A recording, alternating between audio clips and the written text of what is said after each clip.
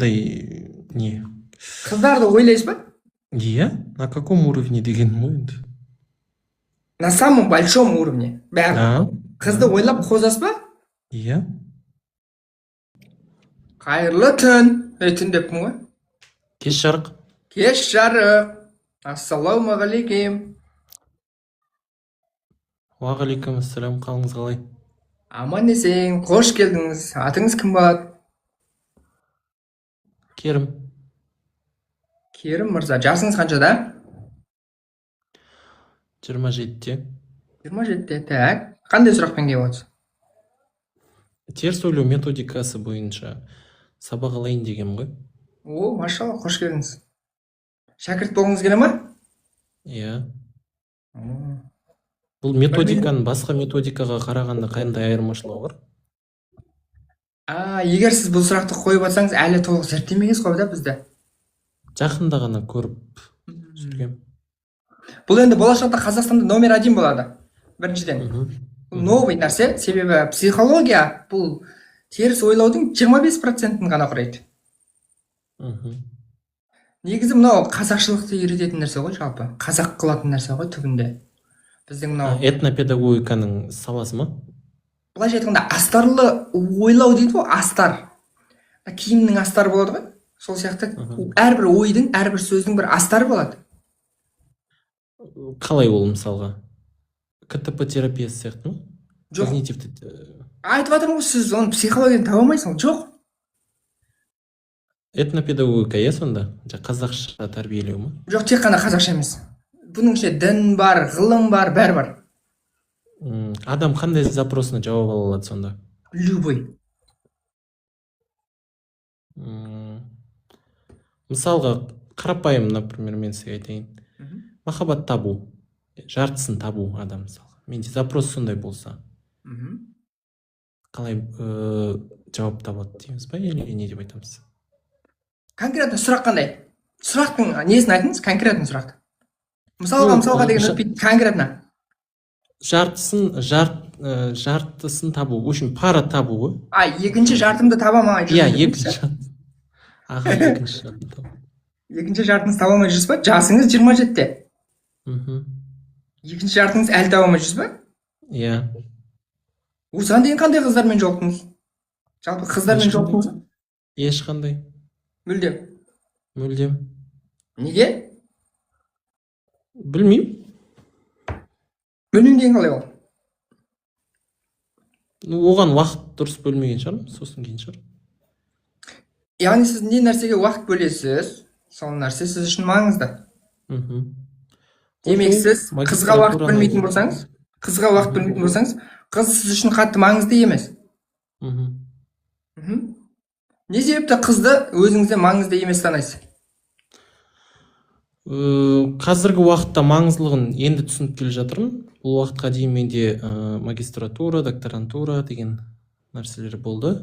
Сонымен кішкене маңызды емес болды да ол сол уақытқа дейін. Дұрыс айтасыз, қызға жоламаудың екі ақ шарты бар. Біріншісі жиіркену, екіншісі қорқу. Қайсысы сізде? Қорқу мүмкін. Қорқу. Так, қыздан, яғни әйел затынан қорқу қай кезден бастап басталды сізде? Ұстазыңыз кім сіздің сізге осы қыздан қорқуды үйреткен адамдар бар негізінде айналаңызда? Сол адамдардан сізге жұғады. Мысалы сіздің әкеңіз болуы мүмкін, ағаңыз болуы мүмкін деген сияқты, көршіңіз болуы мүмкін. Сіздің айналаңызда, сіздің әлі санаңыз толық ашылмай тұрғанда, тек қана түп санаңыз ғана ашық кезінде. Түсіндіңіз ба? Бала кезде ма сонда? Әйелдерге жоламаңдар, әйелдер деген қауіпті деген сияқты бір программалар болуы мүмкін. Немесе әкеңіз бен анаңыздың арасындағы бір қарым-қатынаста, әкеңіздің анаңызға деген қарым-қатынасының шикілігін байқадыңыз да арасында. Из-за этого қойшы дейсіз сізде қызға дегенде. Қатты бір маңызды нәрсе деп санамайсыз. Бұл байқұс үйленгеннен кейін де өте қиын болады. Және үйленгеннен кейін сол қызға үйленген күннің өзінде осы проблема жалғаса береді. Өйткені бұл шешілген жоқ. Бұның басын білмей жатырық, соңын да білмей жатырық. Сондықтан бұл шешілмейді. Шешілмегеннен кейін біз оны аурумен проблеманың ішіне тығып тастаймыз да. или басымызға бір қарыз келеді немесе бір ауру келеді. Демек бұны шеше аламыз, иә, біз теріс ойлау Шеше аламыз, конечно, теріс ойлау методикасы бойынша шеше аламыз. Жалпы теріс ойлау методикасы 4 үлкен заңға бағынады. Қандай? Естіген болсаңыз, мен сізге айтып түсіндірейін. Біріншісі, Алланың қойған заңдары. Алланың қойған заңдары деген не? Сақтансаң, сақтаймын деген заң. Екіншісі, дененің заңдары. Әр нәрсе, жазыңыз. Алланың қойған заңдары, сақтансаң, сақтаймын. Сақтансаң, сақтаймын. Яғни кез келген нәрсеге кіре беруге болмайды. Мысалы, бостан босқа ашуландыңыз ба? Сізге қатысы жоқ, өзіңіз шамаңыз жетпейтін дүниеге ашуландыңыз ба? Яғни сіз сақтанған жоқсыз. Сақтансаң, сақтаймын заңын бұздыңыз. Түсіндіре алдым ба?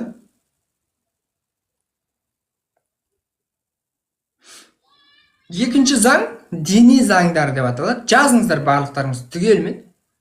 Мен алдыма келгеннен кейін бәрін жазамыз түгел. Дене заңы ол әр нәрсе өз мөлшерімен. Барлық нәрсені мөлшерімен жеуіміз керек, мөлшерімен ішуіміз керек, мөлшерімен айтуымыз керек, мөлшерімен қолдануымыз керек. Мөлшерімен босатуымыз керек. Түсіндіре алдым ба? Жазамыз барлығымыз. Кім жазып жатыр, плюс қойыңыздар, жазбағандар минус қойыңыз.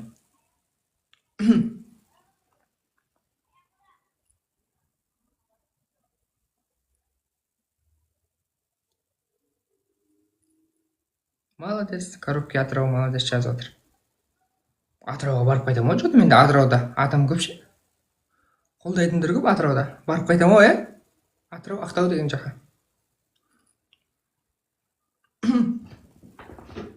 Үшіншісі, әлемнің заңдары деп аталады. Ішіңізде болып жатқан кез келген кішкентай дүние сыртыңызда үлкен түрінде болып жатыр. Сыртыңызда болып жатқан үлкен дүние ішіңізде кішкентай түрде болып жатыр. Жазыңыздар.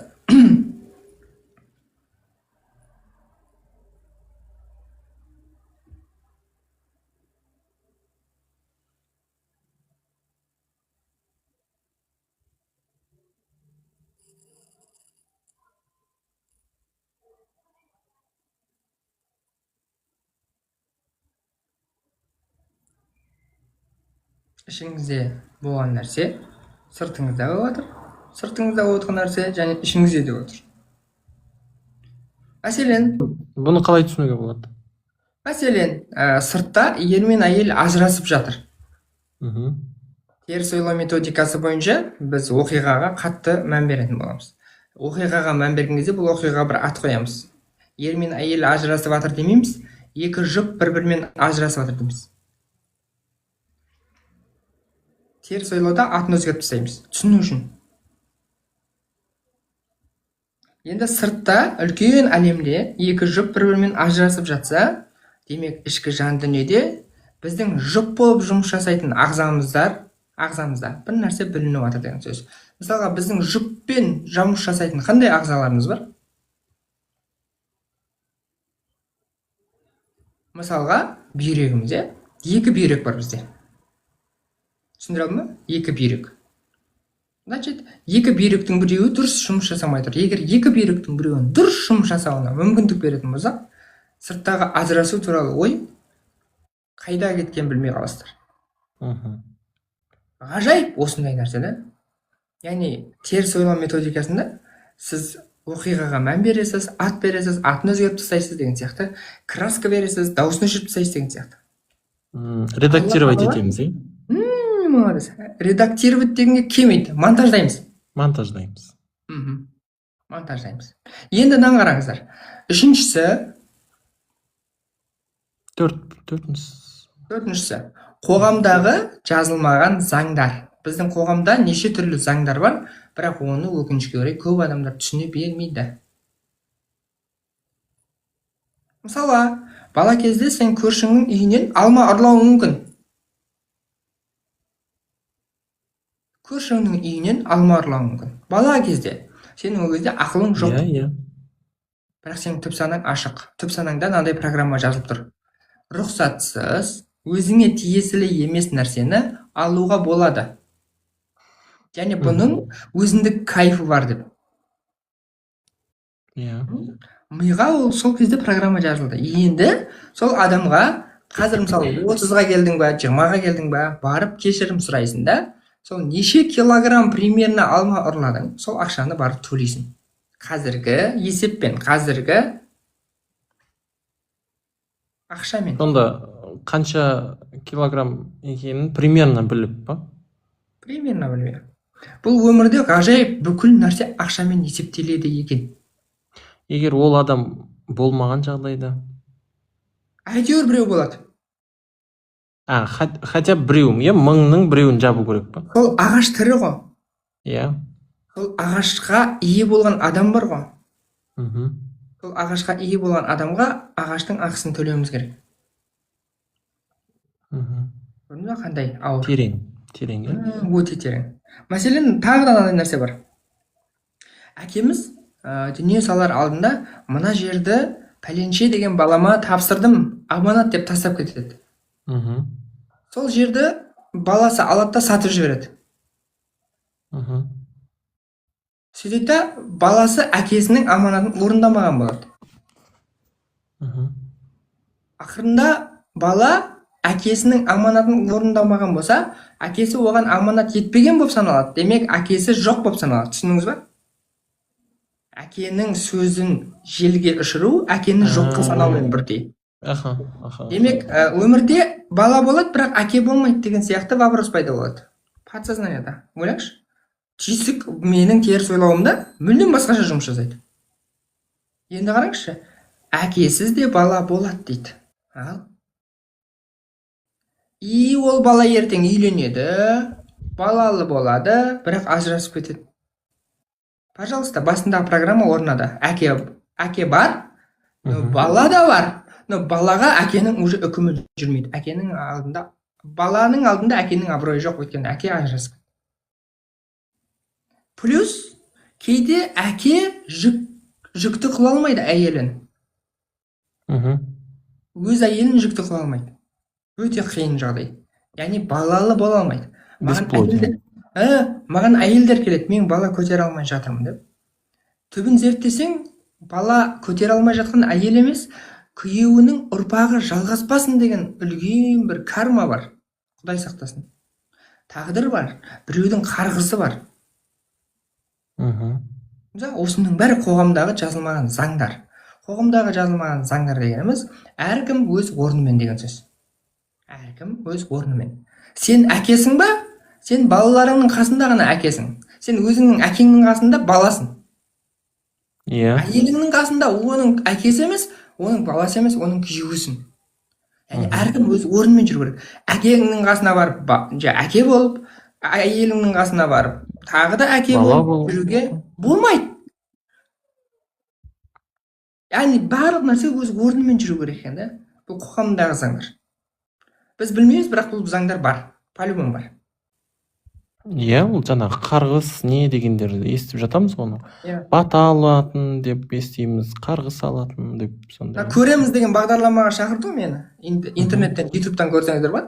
Сол жерде бар. Сәби сүйгім келеді деп аталады. Сол неде. Сол жерде де бар. Именно осы қарғыстың адамның тіпті бала көтере алмауына себеп болады.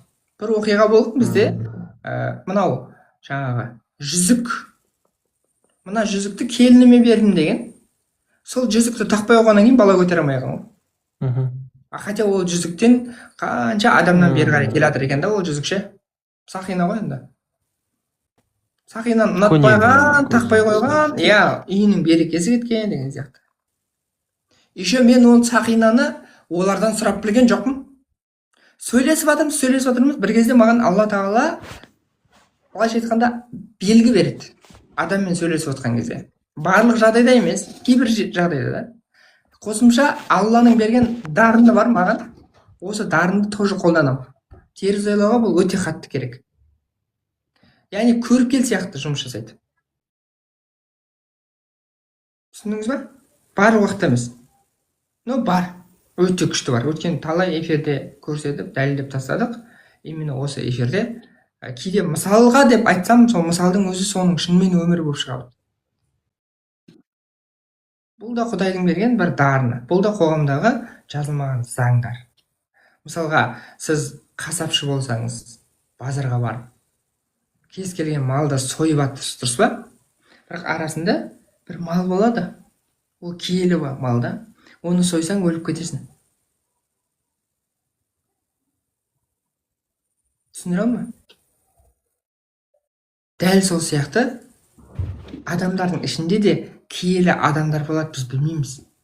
Сол киелі адамдарға сөзіміз, көзіміз, бағы бір нәрсеміз өтіп кететін болса, өмірің өкседі дей бер. Дуа деген сияқты нәрселер, Енді оны дінге апарсаң жын деп айтып тастай салады, өйткені жыннан басқа ештеңе айтпайды ол жақта. Определенный точка, да? Медицинаға барсаң, конкретно панический атака дейді, болды. Басқа жоқ. Невроз деуі мүмкін, психический больной деуі мүмкін, тағы бірдеңені қосуы мүмкін. Бірақ шын мәнінде бұл нәрсе бар. Жақсы, енді мен түсіндім бастапқы этабын. Бұл жерде сіз бұны қай жақтан оқыдыңыз? Бұл оқуы жоқ бұның. Өзіңіздің жеке... Құдай өзі маған берген.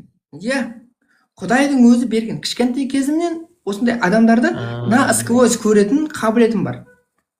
Қоғамдағы жазылмаған заңдарды мен әке-шешемнен үйрендім, әсіресе анамнан. Сосын мен үлкен жас балдардан гөрі үлкен шалдармен көп жүретін тұғым. Солардың әңгімесін тыңдап өзге, былайша айтқанда, қоғамдағы жазылмаған заңдарды өте жақсы білемін. Мен енді жаңағы запросты қарастырдық қой, жалпы не ретінде. Осы жерден іздеу керекпін ба енді? Осы 4 пункттан іздеу керекпін ба? Қай жерде? Осы 4 түрлі фильтрге саласыз, осы 4 түрлі фильтрдің біреуінен шығады қопшым. Түсіндіңіз ба? Сіз қалай ойлайсыз? Нені? Жауабын деймін да. Айта тұрмын ғой. Мен бірінші теріс ойлауды сізге бір түсіндіріп өттім. Енді давайте сіздің запросыңызбен жұмыс жасайық. Просто менде интернет болмай жатыр. Өшіп қалады. Қайта өшіп қалады. Кішкене естілмей қалып жатыр. Қайтадан не болып қалып отыр. Яғни, әйел кісілерге деген кішігірім қорқыныш бар бойыңызда. Қорқыныш болғанда жақсы жеркеніштен гөрі. Жеркеніш болса вообще қиын. Енді осы әйел кісілерге деген қорқынышты сіздің бойыңызда біреу енгізген. Сіз оны көріп өсуіңіз мүмкін, немесе сізге біреу қатты айтуы мүмкін. Сіздің санаңыз жабық кезде айтқанда бұны. Санаңыз жабық деген ақылыңыз әлі толмаған шақтарда айтқан. Немесе көргенсіз. Енді осы өмірге... Қорқыныш ұрсуды айтып жатсыз ба? Естілмей қалды. Любой. Қорқыныш болуы мүмкін, қашқақтау мүмкін. Мысалға, әйел кісіге жоламау. Қазақта сөз бар ғой. Қандай дешеді? Қазанға жолама, күйесі жұғат, әйелге жолама, бәлесі жұғат деген. Может, осындай бір жақсы бір мақалдарға қатты бір мән бергенсіз ба? Оны сізбен сөйлесу арқылы шешіп тастаймыз қазір. Ал сіз курспен оқытасыз ба? Менде просто қазіргі уақытта психологияның, менің мамандығым негізі клиникалық психолог, дәрігер психолог деп айтуға болады, да?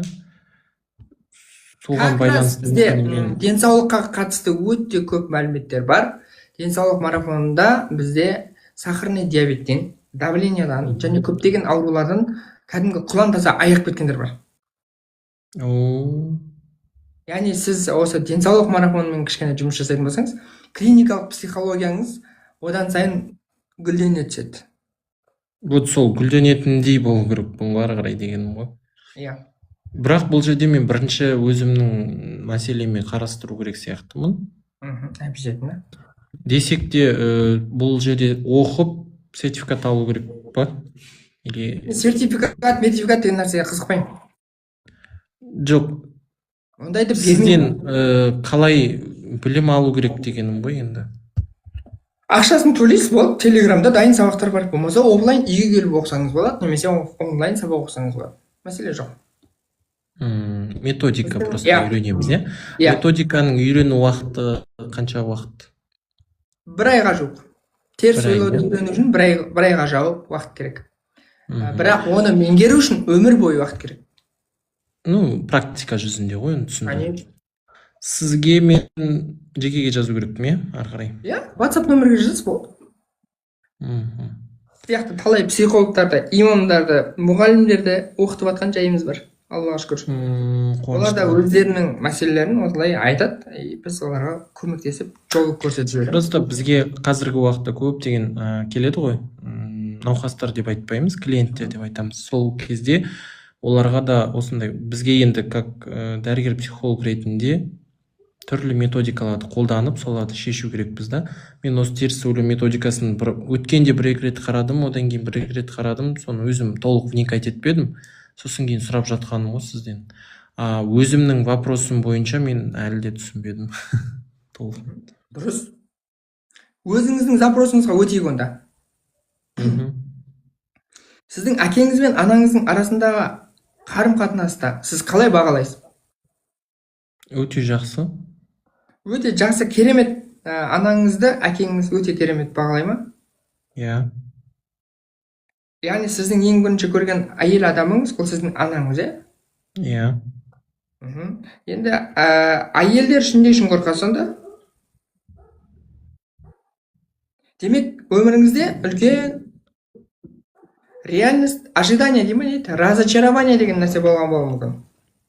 Бір қызды қатты жақсы көріп, ол қыз сіздің кеудеңізден итерген болса ше? Ондай ситуация менде болған емес. Тек жаңағыдай ренжітіп алу жағынан кішкене менде қорқыныш бар. Қандай? Ашып айтып ренжітіп алам ба, көңіліне алып қалу деген ситуациялар бар ғой. Кімнің? Ну, әйел адамдардың особенности. Енді анамыздан басталды ғой.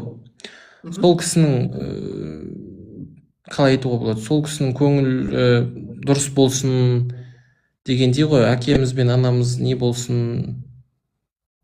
Яғни сіздің өміріңізде анаңыз әрқашан бірінші орында. Иә.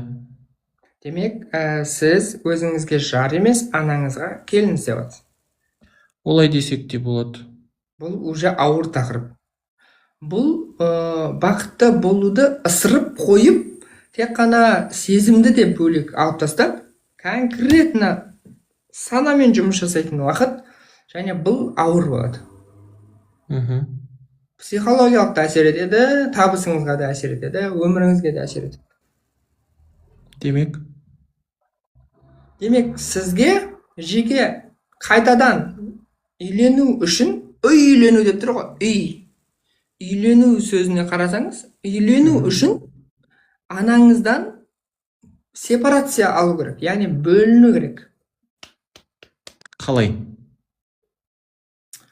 Анаңызды түйсігіңізден босату керексіз. Демек, сіз әлі де ішкі жан дүниеңізде сіз анаңыздың баласысыз.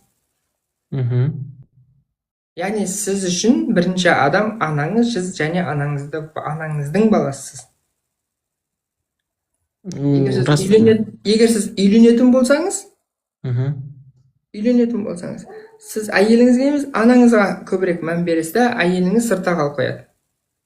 Әйел деген гүл ғой, гүл. Оған сіз внимание бермегенде, ол внимание басқа жақтан іздейді. Оған внимание беретіндер пайда болады. Сол кезде сіздің араларыңызда уже конфликт басталады да, тема. Не үшін сен олай істедің? Мен тып-тыныш өзім жүрген адам. Мен тіпті даже теріс қарай жүрмеймін, мүлдем, иә? Левый тірліктерім де жоқ. Бірақ не үшін сен маған осындай нәрсе жасайсың? Неге ол жігіттер саған гүл сыйлайды? Неге саған осындай сообщениялар жазады? Неге сенімен амандасады деген сияқты әңгімелер басталады.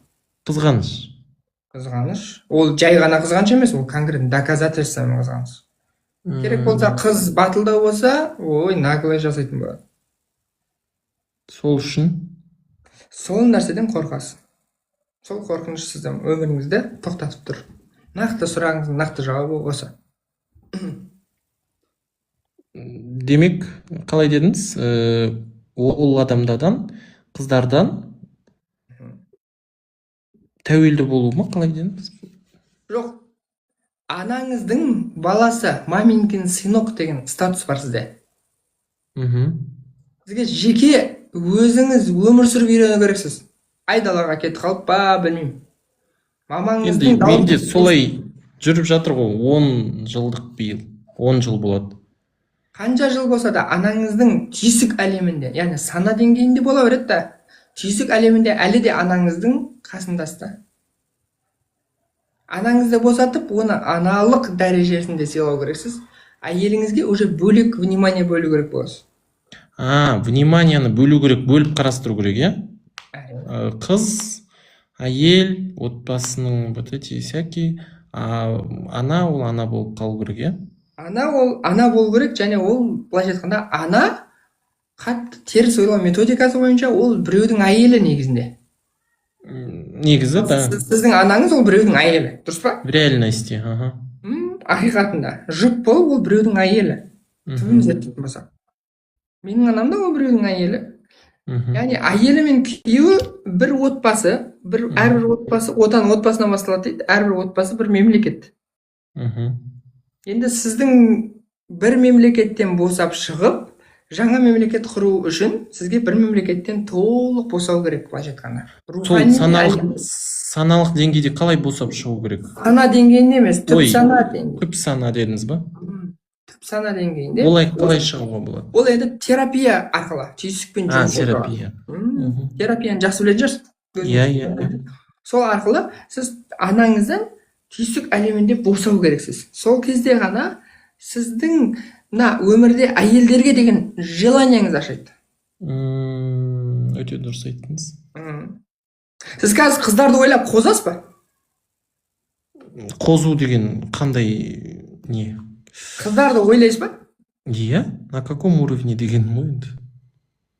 На самом большом уровне. Бәрі. Қызды ойлап қозасыз ба? Иә. Ол не деп ойлайсыз ол туралы? Қандай, не деп қозасыз?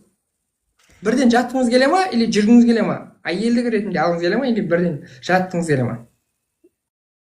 Екі вариант айтуға болады. Бірінші вариант жоғары пайыз. Бірден жатқыңыз келеді? Жоқ, жүргің келеді. Жүргіңіз келеді. Яғни сіздің қазір түйсік сана деңгейіңізде сіздің денсаулығыңыз осы нәрсеге апара жатыр да, бірақ түп сана деңгейінде анаңыздың қасында әлі жүрсіз да.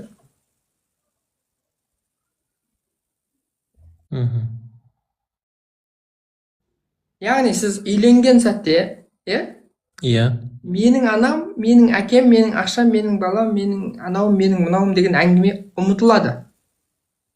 Иә. Үйленген сәтте сіз жарты адам болып қаласыз. Түсіндіре ма? Жарты адамсыз. Жарты. Құдай алады да ортаңыздан бүйтіп кесіп тастайды болды. Сосын? Сөйтіп, әйеліңіздің жартысын қосады. Екі жарты. Понятно, бір бүтін. Демек, меніңкі емес, біздікі басталады. Дұрыс қой. Ортақ. Енді сізде бір ғана ана болмайды, екі ана болады. Бір ғана әке емес, екі әке болады. Бір ғана туыс емес, екі жағынан туыс болады. 10 адаммен туыс едің, енді 100 адаммен туыс боласың. Иә. Әрқайсының әртүрлі көңілі бар, әртүрлі семьясы бар. Иә. Әртүрлі жиын отырыстар басталады деген сияқты. Түсіндірем ба? Яғни сіз өзіңізді әйеліңізбен теңдей ұстай алатын деңгейге жету керексіз да. Қайтадан баяғы анамды бірінші орынға қоямын деп басқа жаққа кетіп қалатын болсаңыз, ол кезде отбасылық кикілжің басталады. Осы бір білім сізді құртып тұр, сізді тоқтатып тұрған нәрсе осы нәрсе. Сіздің жаныңызды жегідей жеп тұр ғой. Қатты айтқанда қыздарға сенбейсіз уже. Түсіндім. Әйтпесе біздің Жәңгір ханымыз 17 жасында таққа отырған. Сізде 27 жасқа келдіңіз. Я тақ жоқ, я бала жоқ. Иә. Бойдақ салық төлеп жүрсіз. Иә. Ал енді Мұхаммед пайғамбар деген кісіні мойындайсыз ба? В жизни болған деп ретінде ма? Болған адам Вообще оның тірліктерін, несін, сөздерін. Ну, иә. Енді ол кісі айтады, үйленбегендер бізден емес дейді. Түсінесіз ба? Бізден емес деген сөз, адамның үйленгісі келмейтін сезімі мұсылманға жат дейді. Да. Именно мынау керім бала деп атқан жоқ. Осы бір сезімді айтып жатыр. Бізден емес деп тұр да, менен емес деген жоқ қой, бізден емес. Бұл жерде де сол, яғни біздің жаратылыс мақсатымыз үйлену ғой негізі, қыздың да, ұлдың да. Ал біз... Ну, үйлену болғанда бұл жерде чуть-чуть ответственность нужна. Почему? Потому что с любой вариант ты можешь үйлену, вот сейчас можно оңай, потом надо жить же с ней. Қазақта сөз бар да, жаңағы артық қылам деп тыртық қылады дейді да. Түбін зерттесеңіз, ешқашан ыңғайлы уақытта, ыңғайлы моментте ешқашан келмейді. Қазақта сөз бар, көш жүре түзеледі дейді. Сіз идеальны болса барлық нәрсе, перфекционизм сізде ұрып тұратын болса, сіз әрқашан кереметті іздей бересіз, кереметті тапқан кезде одан да кереметін іздей бересіз да. Дофамин повышается десеңіз. И ол сіздің өміріңізге қатты зиян береді.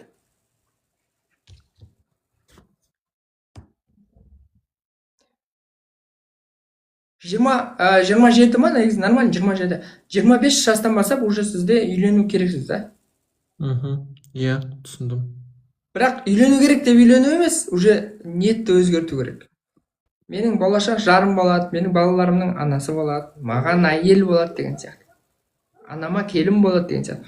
Бірақ тек қана анама ғана келін болады дейтін болсаңыз, анаңызға керемет келін болады, бірақ ол сізге әйел болмайды уже. Түсіндіңіз бе? Немесе тек қана балаларыма ана болады десеңіз, балаларыңызға ана болады да, бірақ ол сізге анаңызға келін болмайды, не сізге әйел болмайды. Ал егер де өзіңіздің жаңағы түсіністік дейді ғой, взаимопонимание болатын болса, ну, внутри вдруг они не принимают, например, моего семья, дегендей сопротивление болсашы. Именно кім жақтан? Өзіміздің, өз жағымыз ғой, мен өйткені басқа жақты білмеймін. Нешінші баласы? Соңғы, 4-ші. 4-ші баласы. Алдыңызда қыз бар ма? Ең біріншісі ғана. Ең үлкен әпкеңіз бар. Аха. Енді ішіне, осы оқиғаның ішіне кіріп қараңыз да, осы сіздің отбасыңыздағы құндылығыңыз қандай? Мысалы, отбасыңызда сіздің бағаңыз қандай? Отбасында сіздің құрметіңіз және абыройыңыз қандай? Тура сол абыройды, сол құрметті әйеліңізге де бөліп береді ғой үшін. Яғни үйленбей тұрып, отбасында осы отбасының өзін асырай алатын неңізді көрсету керексіз да, қабілетіңізді. Осы отбасында, орысша айтқанда, право подписи болу керек қой сізде. Иә, Керім, сен не ойлайсың деп сұрай ма? Иә. Осы нәрседе сен не ойлайсың? Нан былай істесек бола ма деген. Ақылдасып. Сондай бір абыройыңыз болса, тура сол абыройды сіздің әйеліңізге де береді. Сонда можно, да, своего выбора остаться? Можно емес, нужно. Өйткені ата-анаға тек қана баланың бақытты болғаны ғана керек, түбін зерттесеңіз. Басында қарсы болуы мүмкін. Кейін бірақ бақытын ойлайды болды. А концовкада, да? Ну, просто из другой нации деген варианттар болған ғой. Соны айтып отырмын. Ну и пусть, қандай нация болса да. Қандай нацияның әйелін алайын деп едіңіз? Орыс. Орыс ұлтының қызына үйленгіңіз келеді, Мгм. Олардың менталитеттері басқа, нелері басқа деген сияқты. Мгм. Құдалық болмайды дейсіз ғой. Ол енді уже решено, шешіліп қойған нәрсе.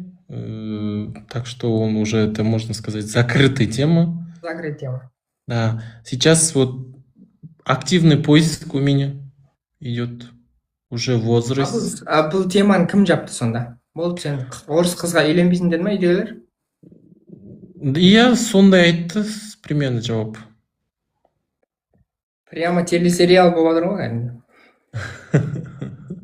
Айтпаңыз. Махаббат үшін Просто- күресем дейміз ба? Ау? Махаббат үшін күресем дейміз ба? Ой, потом мен өзім де айттым ғой, кішкене қолым особо интерес болмады да, магистратурамен өзім. Сосын кейін сондай закрытый болып қалып қалды. Сосын ладно деп, ол уже для меня даже не интересно, можно сказать. Орыс қыз несімен ұнады сізге? Своего внешней красоты. Только внешне? Ну, внутренней Сырттай тоже. сұлулар көп қой. Нет, внутренней тоже. По человечности, вот эти по этому критерию очень хорошо подходилось. Енді не үшін бас тарттыңыз? Анаңыз айтқан үшін. А это давно было уже. Это неинтересно, честно. Не, жаңа айттым ғой сізге. Әркімнің өз орны болу керек дедім. Яғни сіз сол қызбен жүрдіңіз, сол қызға үйленуге дейін бардыңыз, солай ма?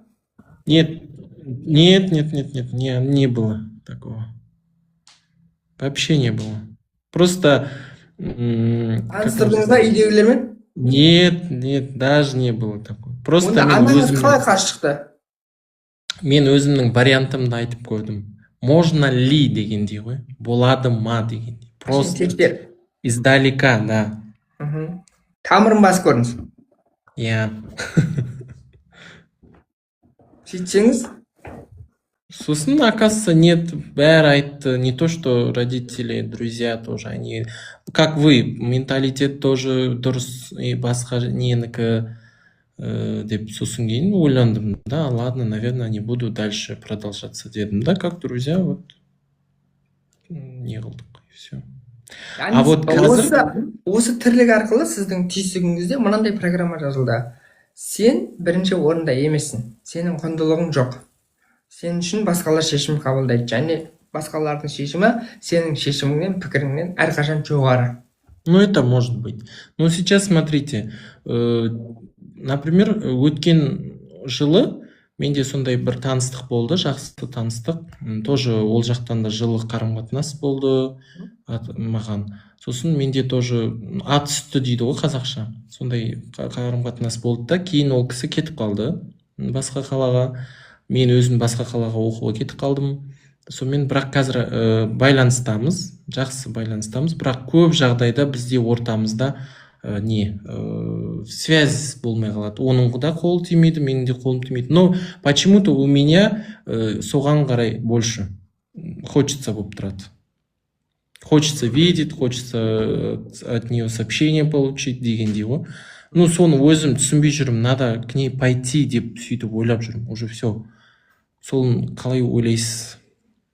Уже бару керек деген сияқты. Осы жерде бір анекдот айтпайын сізге. Давайте. Екі жігіт сөйлесіп отыр дейді. Ага. Бірінші жігіт тормоздау екен, екінші жігіт сәл шустрелау. Тормоздау жігіт, ана қызды мен жақсы көрем деген ғой. Шустрый жігіт айтты, енді жақсы көрсең бармайсың ба? Ықыласыңды білдірмейсің ба десе. Қойшы, оның жігіті бар деген ғой. Естіп жүре беретін болсаң, скоро баласы болады деген ғой.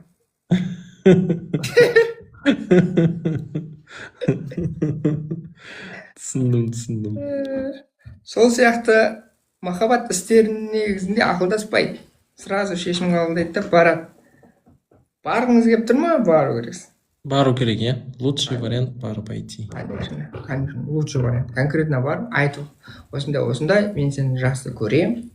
Үйленуге ниетім бар. Менің отбасым мынандай, короче. Сенің отбасың қандай, сенікі? Ну, отбасы туралы понятное дело, уже мы знаем друг друга. Ну, просто ол да связға вообще шықпай қояды да. Сосын менде Ол не үшін шығу керек ал? Ол не үшін шығу керек? кейде мен де шықпай қаламын да, сосын кейін айтып жатқаным ғой. Қыз баласы ер адамды іздеуі қыздың абыройын түсіреді. Біріншіден. Қайта сізді іздемеуі ол сізді қуанту керек. Да? Почему? Из каких сторон? Қыз іздей беретін болса, жаңағыдай ғой, басында жай ғана жігіті бар еді, қазір баласы бар деген сияқты. Қыз баласы ер адамнан 3 жасқа дейін ересектеу болады, есіңізде болсын. 3 жасқа дейін, иә. Ол почти 1 жас па, 2 жас па менде? Демек, 1 жас, 2 жас деген уже рөл ойнамайды. Ол қыз сана деңгейінде сізден әлдеқайда үлкен. Басқаша ойланады олар. Түсіндіңіз ба?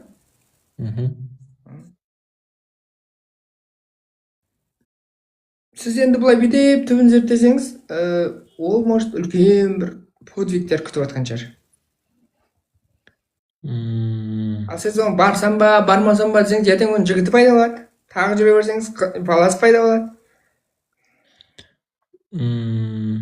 А вот второй вариант, ну, на работе, например, тоже есть, но от нее не знаю, честное слово. Ну, почему-то подумаю об этом, осы туралы ше. Мен айтайын сізге, жүрекке әмір жүрмейді. Жүрекке вообще әмір жүрмейді. Яғни, махаббат істерінде вариант деген нәрсе жоқ. Или сен конкретно біреуін жақсы көресің, или ешқайсысын жақсы көрмейсің. Бұл жерде однолюб болудың да маңызы жоқ.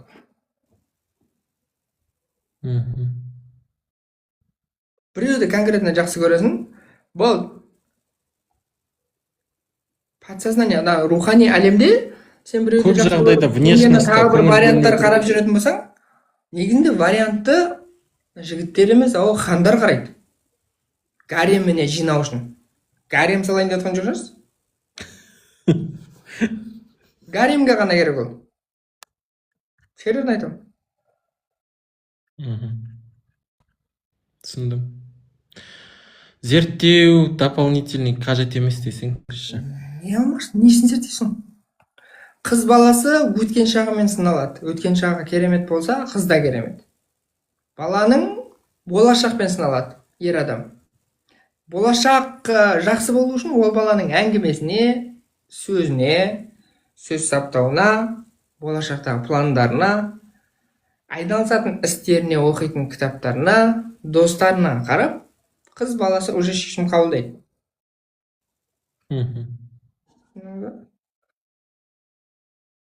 Так что сіз ойлағаннан сіздің жүретін қызыңыз 2-3 есе ақылды. Ол сізді үміттендіріп қойып, басқа жігітпен де жүре беруі мүмкін, ол спокойно. Мысалы, тура сіз сияқты ойланатын жігітім болса, мен қыз болсам, мен 2-3 жігітпен жүре беретін едім. Себебі, конкретно шешім жоқ, мынаяқтан ешқандай вариант жоқ. Былайша айтқанда, мен бір мемлекетпін десем, сіздің менің мемлекетіме шабуыл жасайтын түріңіз жоқ. Мен сізден қорқытпаймын. Қатты айтқанда қазақша жігіт сүйсе алады, қыз сүйсе қалады дейді. Қазақтың сөзі бұл да. Жігіт сүйсе алады, қыз сүйсе қалады. Түсіндім.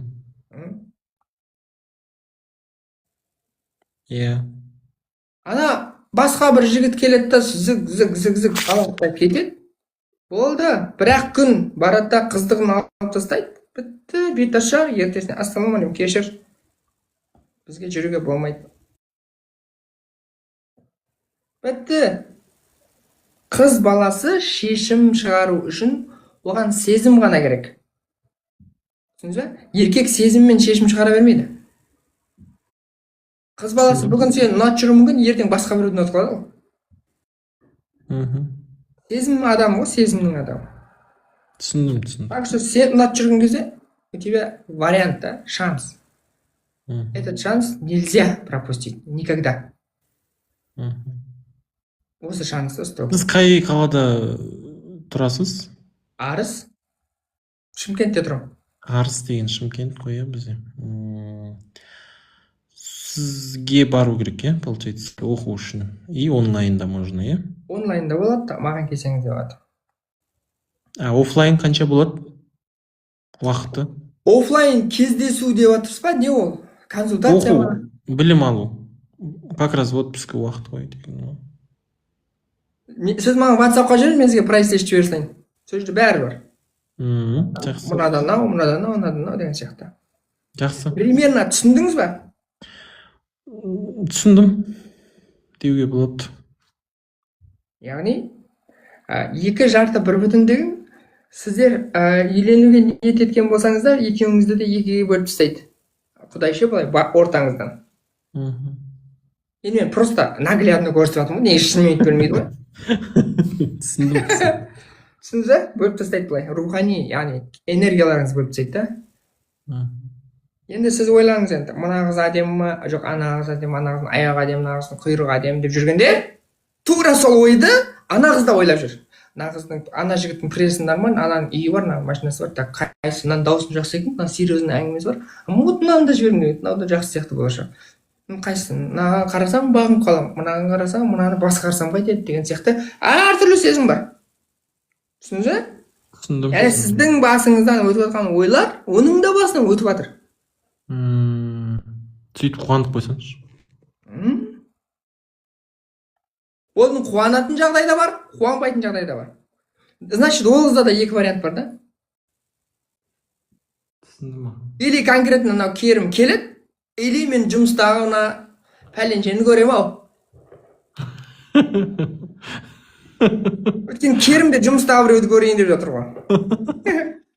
Ол да көреді. Хорошо. Түсіндіңіз? Жақсы, мен сізге жазайын. Сезім оянған кезде 2-ге бөлініп кететіндеріңізді түсініңіздер, және оның басынан міндет сіздің басыңыздан шығады. Жақсы, ақын. Рахмет. Әрине. Сізге де рахмет.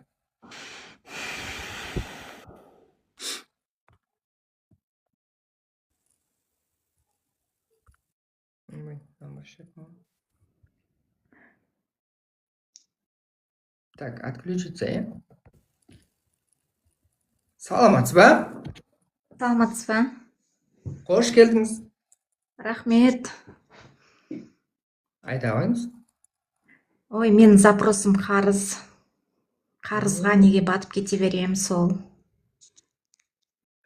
Қарызға батып кете беремін деген сөзді айтып жатқан болсаңыз, бату сөзін қолданып тұрсыз да, теріс ойлау бойынша. Сіз батып кететін нәрсе болып тұр. Яғни сіздің ойыңызда қарыз сізден үлкен нәрсе болып тұр. Соны қалай шығуға болады? Демек, сіз қарызға алған ақшаны қолданған жоқсыз. Ол қарызға алынған ақша сізді қолданған болып тұр. Бату сөзін қолданып жатсыз да. Неге мен қарыз ала берем деген әңгіме басқа, мен қарызға бата берем деген әңгіме басқа. Сіздің әлеміңізде қарыз деген үлкен бір су болып көрінуі мүмкін, немесе бір балшық болып көрінуі мүмкін. Түсіндіңіз ба? Адамның аузынан шыққан сөз оның рухани әлемінде не болып жатқанының айнасы.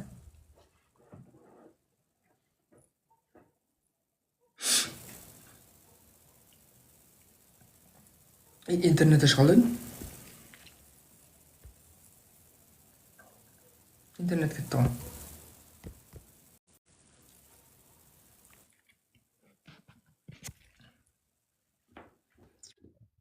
Сәлеметсіз бе?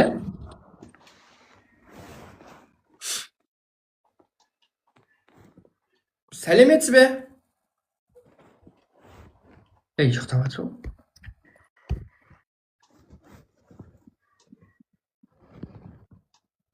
Бір дауыстар естімей тұрғанда қоя тұрайық. Яғни бұл нәрсені түсіну оңай.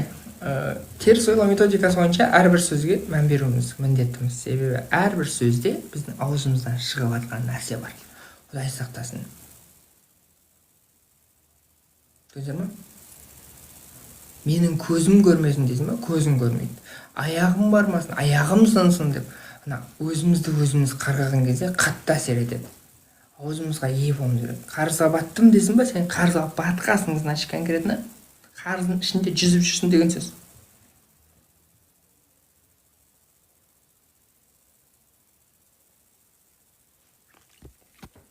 Қайтадан жіберіңіз, коробке атырау. Интернетіңіз істемей тұр ма?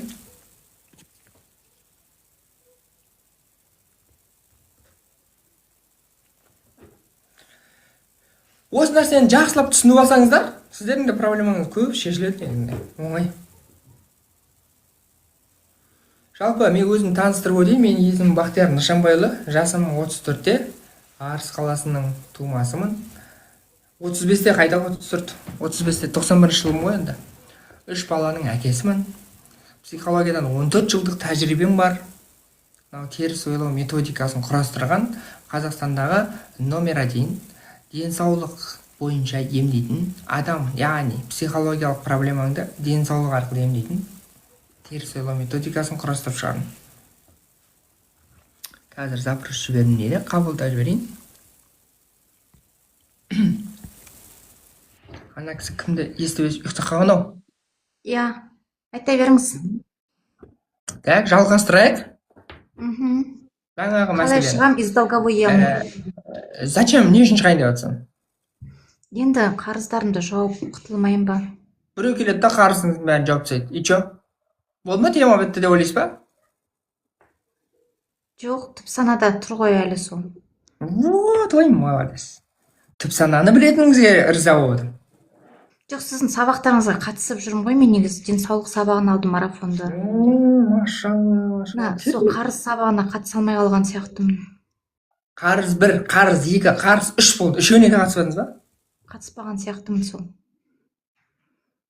Қарыз 3 қаншамен бітті? 6 миллион теңгемен ба? Бітті ғой, 6 миллион теңге ақша тапты адамдар. Яғни, бұл жерде түсіну керек нәрсе оңай нәрсе. Қарыздың біздің өмірімізде не мағына беретіні. Қарызыңыз қанша теңге? 3 миллионға жуық. 3 миллион теңгеге не алдыңыз? Мамамның көзіне операция жасайтын болып, шұғыл түрде ақша керек болғасын алдым. Алдыңыз ба, алдырды ма? Өзім алдым, енді мамама ақша керек болғасын. Анаңыз сіздің қол астыңызда ма? Қасымда бірге тұрады, иә. Бірге тұрасыздар. Ағаларыңыз, інілеріңіз бар ма? Бар, енді үйленген, өздерінің семьялары бар да олардың. Сіз ше? Мен жолдасымнан ажырасқанмын. Үйдемін, мамамның қасындамын. Басталды. Баяғы схемамен кетіп қалайын деп тұрсыз ғой? Білетін шығарсыз, ә? Я должна деген ба? Жоқ, қарыздың темасы.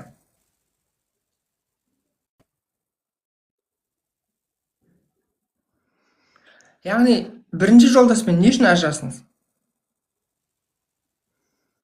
Жолдасыммен ба? Арақ ішетін болғасын.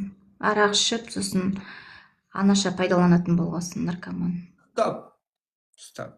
Яғни, ер адамның әлсіз жақтарын көріп отырсыз. Сізге тек қана әлсіз ер адамдар жолығады, иә? Ер адам сізге әлсіздігін көрсеткен болса, демек, өткен шаққа да мән берсек, тағы да кімдай ер адамдардың әлсіз жақтарын қабылдамадыңыз? Өзіңіздің әкеңіз бен анаңыздың арасындағы айырмашылық қандай? Қарым-қатынас қандай? Жақсы негізі. Қарым-қатынастар жақсы болды. Біз әкеміз бірақ қатты ыс адам болды. Әкеміздің қабағынан қорқатын болдық. Қас қабағынан. Так. Сізге күйеуіңіз әлсіздігін көрсетпей тұрып, еркектердің біреуі әлсіздігін көрсеткен. Бізге сол еркектердің біреуін тауу керек. Еще ол сіздің өміріңізде кездескен адам. Яғни сізге өте жақын адамдардың бірі. Не әкеңіз, не туыстарыңыз. Осыған тереңірек кеттік. Осы жерден кіреміз. Осы есікпен кіріп көрейік. Не себепті маған еркектер әлсіз жақтарын көрсетеді? Ал білмедім ал. Себебі мен өзім еркекпін.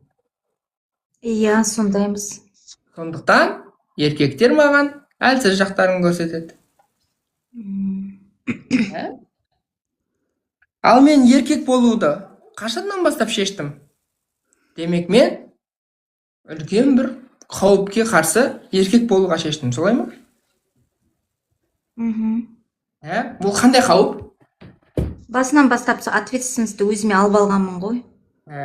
Ол ответственность қандай ответственностьтер? Енді семья болғаннан кейін жолдасым әлсіз болғасын, енді көбінде жұмыс жасамайды, қашып жүрді. Мен сол 2 жұмыста жүрдім. Ояққа кетпеңіз, Басеке. Вообще, тұрмысқа шықпай тұрған адамды айтыңызшы маған. Тұрмысқа шықпай. Атыңыз кім сіздің? Гүлмира. Гүлмира, тұрмысқа шықпай тұрған Гүлмира керек маған. Тұрмысқа шықпай тұрған Гүлмира әлі ол күйеуді көрген жоқ. Бұл күйеу какой-то бір ер адамның просто проекциясы. Әйтпесе айдаладағы еркектің сіздің өміріңізді бұзуға қандай хақысы бар? Сіздің репутацияңыздың бытшын шығарып тастады. Яғни самооценкаңызды құлатты. Ажырасқан деген статус қойып берді ана Еговқа. Енді ойлансаңызшы, именно осы жерде не себепті менің өміріме мына бір еркек келді? Не үшін келді? Не үшін келді бұл еркек? Бұл еркек менің өміріме не үшін келді? Және бұл еркек маған қандай ақыл үйретіп жатыр? Қандай сабақ беріп жатыр? Не үшін болып жатыр бұл?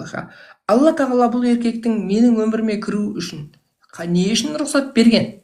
Қандай бұл жерде пайда бар? Маған не пайда? Осы сұрақты ішкі әлемге қойсаңыз, сізге ответ келеді. Дәл қазір ешқандай ответ келмей жатыр. Қойсаңызшы саған, мен қойғаны. Сіз өзіңіз қойсаңызшы.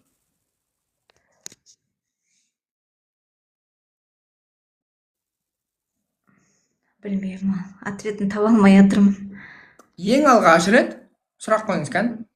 Ең алғаш рет ер адамның әлсіздігін қай жерден көрдім? Қай жерден? Қашан? Қай жерден? Неше жасымда?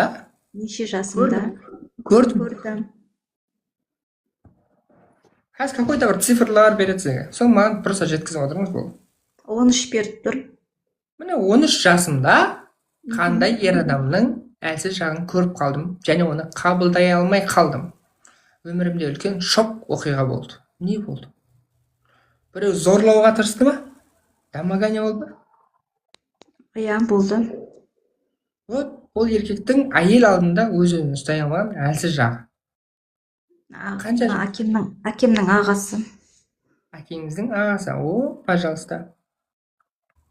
Енді сол адамды соттау керек еді, сіз соттаған жоқсыз. Жоқ. Қылмысты жасаумен бірдей. Яғни, қылмысты жасаған адам ретінде пәленбай 3 миллион теңге ақша төлеп отырсыз әлемге.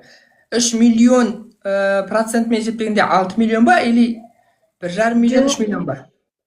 Сол 3 миллион, иә. 3 миллионға жоқ. 3 миллионмен біте ма, или 6 миллион төлейсіз ба оны? Жоқ, 3 миллионмен бітеді ғой. Бітеді. Яғни 3 миллион теңге сол бір қылмысты жасырғаныңыз үшін төлеп отырсыз. Иә, төлеп отырсыз. Солай ма? Ол жерде соттатып құрту керек еді. Қазақта сөз бар, жыланның басынан шауып тастадың, ең басында. Иә. Енді осы үшін терапияға келіп, басынан жаңағы еркекті соттап, түйсіктен босатып, болғаннан кейін барып, сіздің қарыз мәселеңіз шешіле бастайды. Барлығына осы нәрсе кінәлі. Енді түсінікті болды, иә. Еще бұл басы, әлі бұны түсінбейтін болсаңыз, бұл көп ақша болады. 30-40 миллионға шейін барады. Иә. Жарайды, рахмет. Түсінікті болды. Сізге де рахмет. Сәлеметсіз бе? Саламатсыз. Қош келдіңіз. Так, айта алыңыз. Жұмысым жүрмей жатыр, неге? Болмайды. Неге мен не үшіннің айырмашылығы бар ма? Я, не үшін? Айырмашылығы соншалықты жоқ. Дұрыс айтасыз, қатты жоқ. Бірақ не үшін деп сұрақ қойған жақсы сияқты. Не үшін жұмысым жүрмей жатыр? И дальше ақпаратты ашық айтамыз. Сіз қандай жұмыс жасайсыз? Жасыңыз қаншада? Не жұмыс ол жүрмей жатқан? Бәрін айтсаңыз. Мен өзім жеке кәсіппен айналысқам. Тағы да одан да басқа көп жұмыспен айналыстым. Так. Бірақ та онша жүрмейді жұмысым, неге екенін түсінбей жатырмын. Яғни кәсіпкерлік саласында сіздің біраз тәжірибеңіз бар ма? Иә, бар. Бірақ та жүрмей жатыр. Тәжірибеңіз болса, неге тәжірибеңізді қолданбайсыз? Қолданам. Неге жүрмейді онда? Мен кейбір жұмысты бастағанда жөті ауырып қалам, неғып екенін білмедім.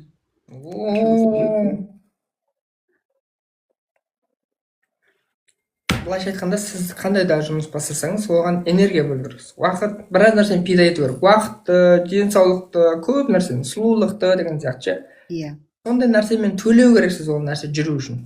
Иә, содан кейін өзім көп ауырып қалам да. Бір кезде воспаление, бетім воспаление болып кетеді. Біресе тағы да аяқ, қолым ауырып, прям, вроде нормально сияқты да, и бір кезде ауырып, қатты мазам кеткеннен кейін мен анаған емделіп, мынаған емделіп кетемін.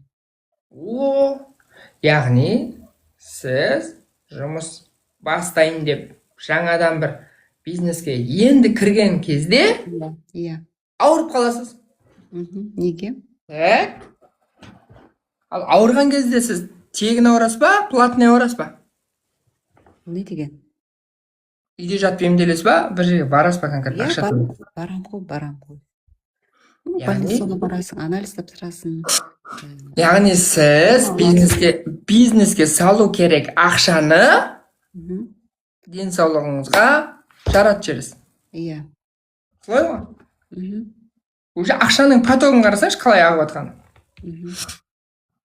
Осымен-ақ түсінікті ғой уже. Енді не себептен солай? Енді бұның терең кіреміз. Яғни сіздің ақшаңыз денсаулығыңызға кетіп жатыр. Иә. Оборотқа емес. Иә. Демек, проблема денсаулықта.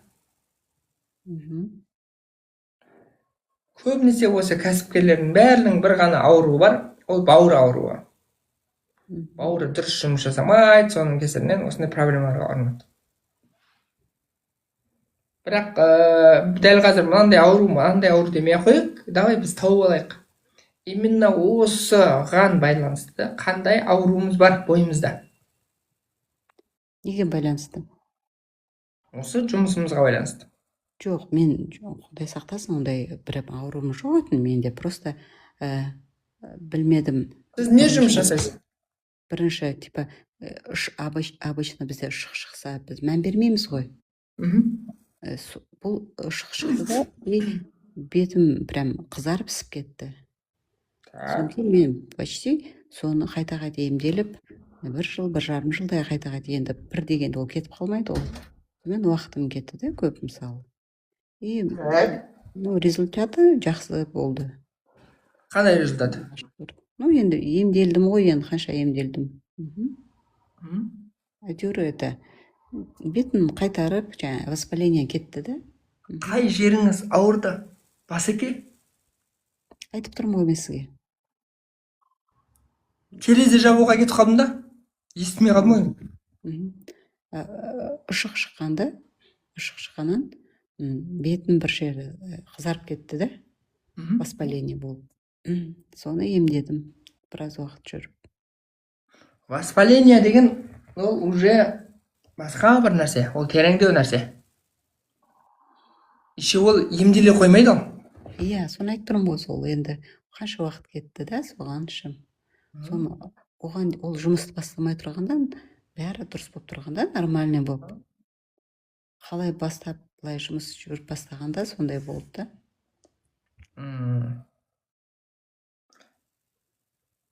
Енді осы воспаление не себепті болды, және осы воспаление арқылы бізге әлем не айтқысы келіп жатыр? Бізге осы нәрсені анықтау керек. Вроде бы суықта емес сияқты, түсінбей қалдым өзім. Сіздің бетіңізге ұршық шықты? Иә, ерніме. Ерніңізге ұршық шықты. Содан кейін ол бетіме мазь жақ деп еді, мазь жағып едім, ол бетім бәрі қызарып ісіп кетті. Врачтардың берген мазьдар ғой, ол сол специально сол не ұршықты қайтаратын. Иә. Енді бұл ұршық бізге не берді? Былайша айтқанда, до, после деп екіге бөлесіз осы ауру келген кезде. Яғни сіз ауру келген кезде сразу оны емдеп тастау, ол дұрыс нәрсе емес. Бұл аурудың бізге айтатын сабағы бар, тапсырмасы бар. Біз сол тапсырманы түсінсек қана, ол ауру емделген кезде жазылады. Ал егер түсінбейтін болсақ, одан да үлкені келеді. Жоқ, мен оны обычно біз мән бермейміз ғой. Шыққан онша мән бермейміз ғой. Мен солай жүрдім, онша мән берген жоқпын. Өйткені жұмыс азанда кетесің, кешке келесің.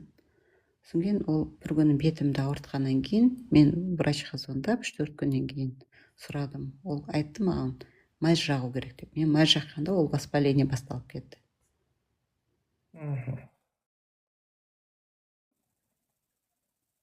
Рухани әлеммен жалпы байланысыңыз бар ма? Рухани әлем?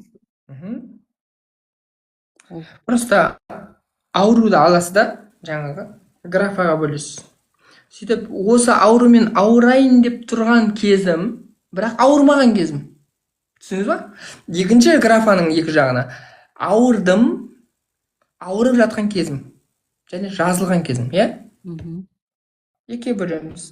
И мына графаның мына бетіне жазамыз: ақша, денсаулық, уақыт деген сияқты нәрселерден. Енді салыстырамыз ортада. Енді екеуінің біреуі сөйлеу керек қой бізге. Бұл аурудың проблемасын табуымыз керек. Так, бұл аурумен, осы ұршық аурумен ауырмай тұрған кезде сіздің жағдайыңыз қандай еді? Бір қалыпты, бірақ та енді ақша керек болып тұрды ғой, енді сол кезде мен жұмыс бастадым.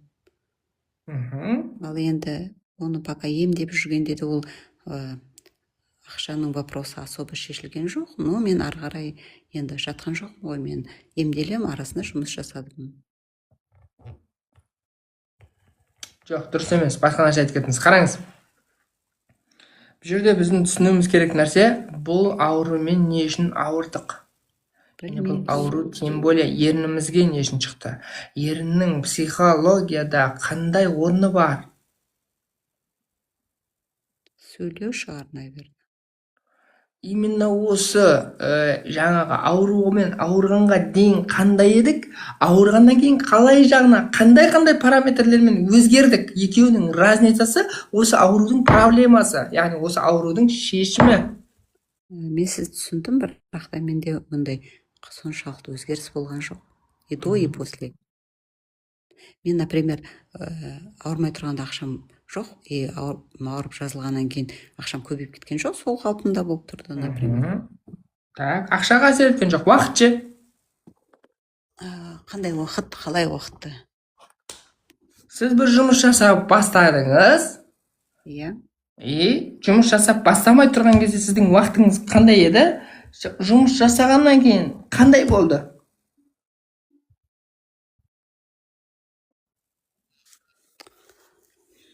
Ну, тоже қатты өзгеріс жоқ.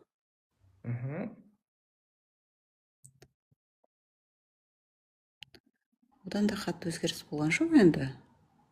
Демек, әңгіме одан да терең.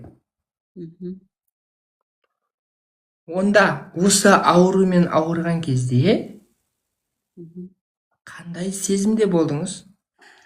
Сезім болған енді ол кезде дәрілер көп береді ғой, уколдар салады, сол кезде гормондар нетіп кетті да, гормондарым әсер етіп кетті, содан көп кішкене қиналып қалдым. Өйткені гормональный дәрілер салды да, чтоб басу үшін ше. сол кезде маған гормондарым әсер етті да, и тағы да гормондармен кішкене жүрдім біраз. Ары қарай Сол қандай сезімде болдыңыз деймін?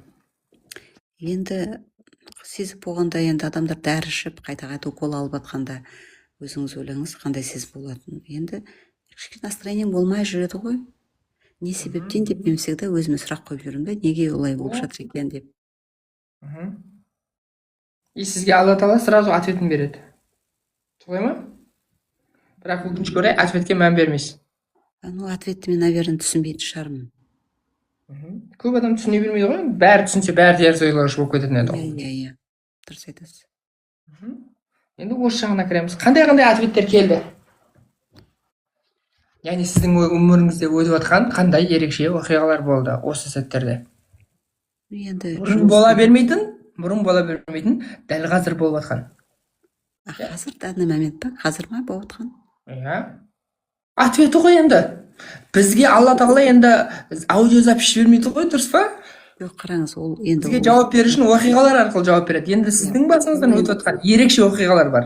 Кейбір оқиғалар тіпті көбірек қайталанып жатыр.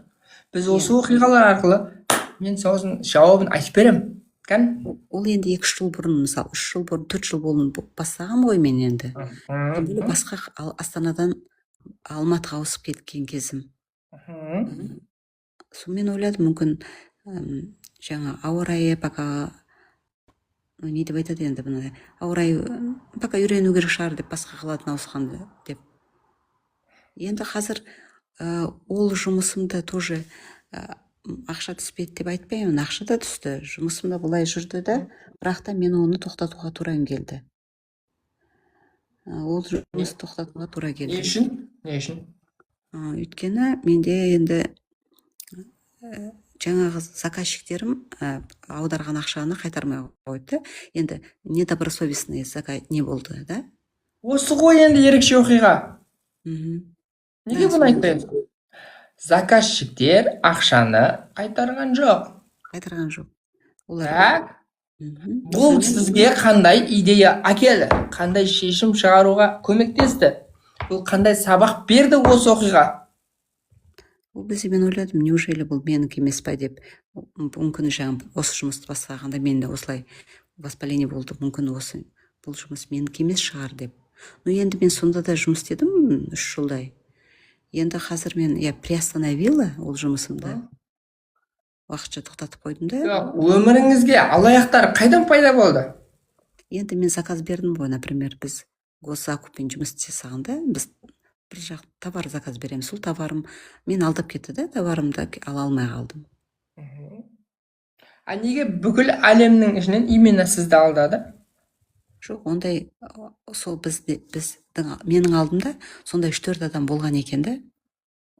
Осы Чимкент қаласынан, біз Алматыдан заказ берген, Чимкент қаласынан осындай менің жағдайымдай 3-4 адам болған екен. И как раз менде солған менде попало. Басқа адамдар керек емес. Иә, мен оны керек. Өзіңіздің өміріңізге өтіңіз да, именно қазір түсіндіріп беремін осы жерде. Сонымен енді мен олармен сөйлесіп, енді олар қазір маған қайтадан ақшасын қайтарып жатыр. Мен, когда я приостановила уже, тоқтатқан кезде, олар маған енді сот болды, андай болды, бір менікі дұрыс болды да, олар маған қайтарып жатыр. Олар сіздің өміріңізде пайда болды, ақшаңызды қайтармай қойды. Солай ма? Қазіргі сәтте біртіндеп қайтарып жатыр. Солай ма? Иә. Осы 2 оқиғаның ішіне қарасаңызшы енді. Не себепті олар олай жасады? Тіпті олардың ақшаны қайтармай қойғанмен, қайтарып жатқанын алып тастап, бұл оқиғаның үстінен қарап көріңіз да. Түсінбедім, иә. Соны ойладым ғой, сол үстінен қарағанда мен ойладым, может быть, менің басқа жұмыспен айналысуым керек пе деп. Басқа жұмыспен айналысуыңыз керек болса, ақшаны не үшін қайтарады? Бұл жерде просто уақыт мәселесі ғана ғой. Қарасаңыз, уақыттан ғана ұмытылып дұрыс болды. Мен уақыттан ұмытылдым, дұрыс айтасыз.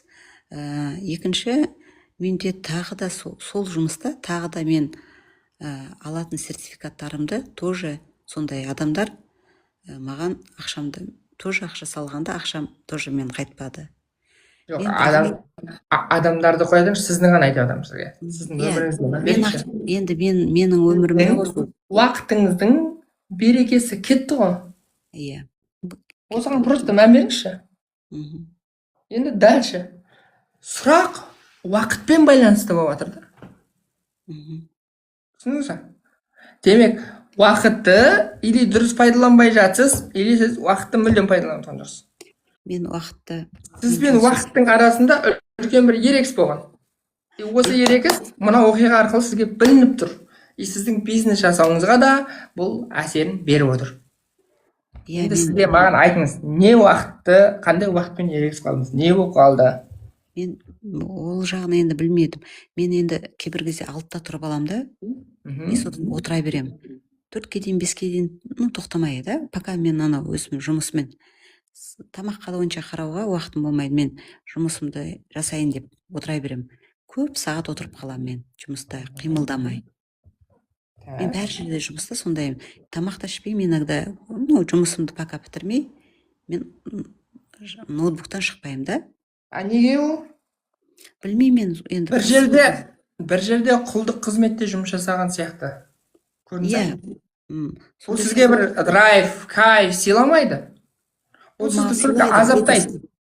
Мүмкін. Стрессте ұстайды, напряженно ұстайды. Мүмкін. Өйткені ми өзіне қажетті энергияны ғана бөле алады ғой. Біз ол миды қинап жатырмыз. Да. Мүмкін енді. Бірақ та маған енді мен ол жерде ойламаймын, қатты қиналып отырмын деп. Мен енді нәтижесіне жету үшін енді қайтсем де, егер жұмысым жүрсе, менде жүрегіме жақсылық болып қалады да, жақсы болып қуанып қаламын. Бұл жерде айтып жатырмын ғой сізге, уақытыңыз проблема бар, уақытпен ұрысып қалғансыз. Түсіндіре алдым ба? Яғни сіздің ауруыңыздың главный проблемасы не себепті сіздің жұмысыңыз жүрмей жатқан себебі сіз уақытты дұрыс пайдалана алмай жатсыз. Уақыт сізге уақытын көрсетіп жатыр. Кезінде ақшаны алып қойып, қайтармай, арасында қанша уақыт жоғалттыңыз, қазір аз-аздан қайтарып жатыр. Бірден қайтарып жатқан жоқ. Солай ма? Вот. Сіздің уақытыңызды басқалар пайдаланып тұр ғой. Пәленбай уақытыңызды алып тұр ғой біреу. Демек, біреу сіздің уақытыңызды алып жатса, теріс ойлау методикасы бойынша, сіз өзіңізге өзіңіз уақыт бөлмей жатсыз. Ол уақыт просто так тұр, айтылады, ауада. Оны біреу пайдаланып жатыр. Түсіндіңіз ба?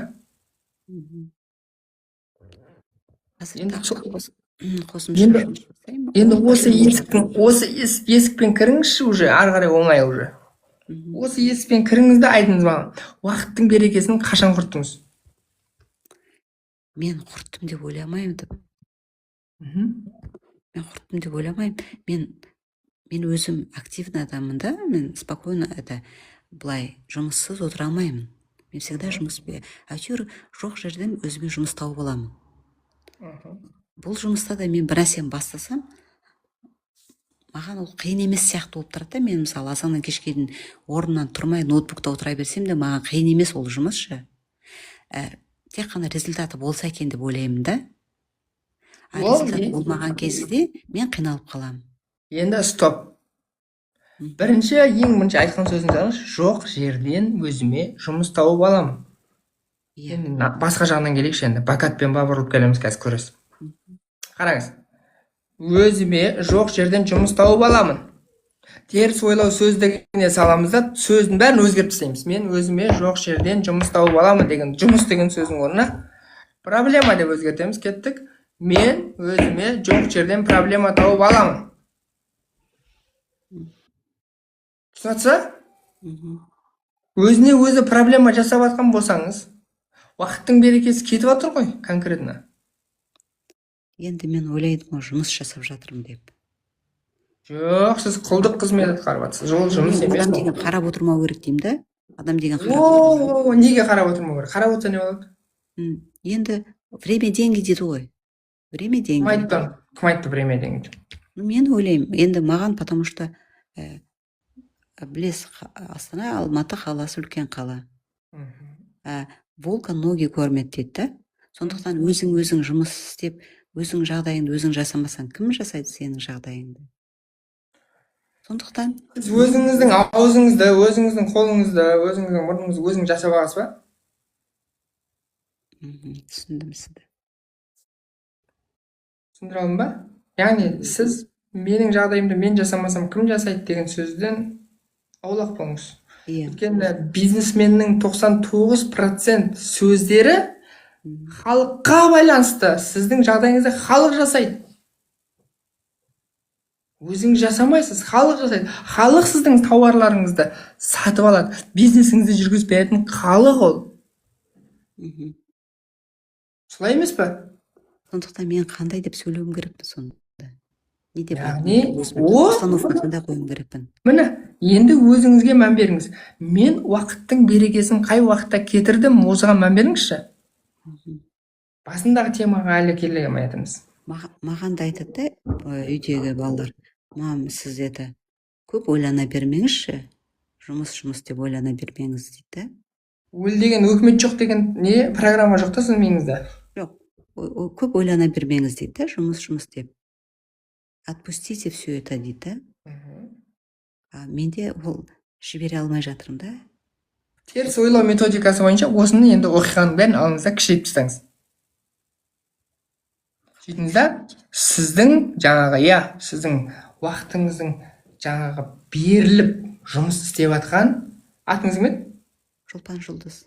Шолпан Жұлдыз. Уақытыңызбен беріліп жұмыс жасап жатқан Шолпанды алыңыз да кішкентай кезге өткізіп жіберіңіз. Беріліп сабақ оқып жатыр біреу. Күн болса да. Беріліп оқып жатыр. Жататын уақыт болып қалды, ертең уже жаңа азанда сабаққа барады. Жоқ, ол беріліп оқып жатыр. Түсініңіз бе, кішкентай қызды? Ол неге беріліп оқып жатыр? Ертең 5 алам деп. Ал 5 кім үшін керек? Өзі үшін керек. Жоқ. 5 значит біреу үшін керек. Папасы үшін керек. Егер сіз уақытыңызды пида етіп отқан болсаңыз, онда сіз біреу үшін өмір сүріп жатсыз деген сөз. Сіздің өміріңізге кім араласып жатыр? Біреу үшін. Именно кім үшін? Осының бәрі кімге үшін? Кім үшін? Мен ойлаймын, өзім удовольствием үшін деп ойлаймын да. Нет?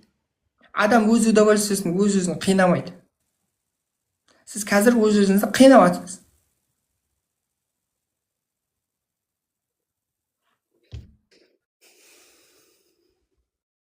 Иә, иногда шаршап кететін сияқтымын. Вот. Иногда емес, әйел адам өз-өзін қатты шаршата бермеу керек. Әйел адам көңіл күйдің, сезімнің адамы. Жарқырап, жайнап жүру керек. Ол кішкене артық жұмыс істеп қойса, беті шаршап, түрі кәдімгі ағып, стресс басып, денесін бәрін қиналып қалады. Бұл жерде өзіңізді өзіңіз көрсетіп жатқан жоқ па? Енді сұрақ, кімге көрсеткіңіз келіп жатыр? Нені көрсеткіңіз келіп жатыр? Соншалықты уақытпен жұмыс жасап. Білмедім. Мен қазір екінші жұмысымда, қазір вообще істеп жатқан жоқпын да. И ақшамда жүріп жатқан жоқ. Жаңағы нені айтсаңызшы, кішкентай кездегі Шолпанға қараңызшы, кішкентай кездегі Шолпан.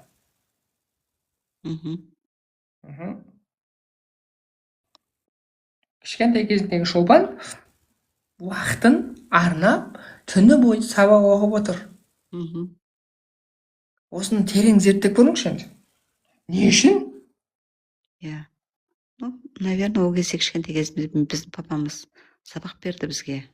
Қатал болды. Папам, наверное, мені мақтасын, жақсы көрсін деп оқыған шығар. Не үшін мақтайды? Бұл жерде әңгіме сода ғой. Бұл жерде біздің түсінуіміз керек нәрсе, біз біреу үшін өмір сүріп жатырмыз.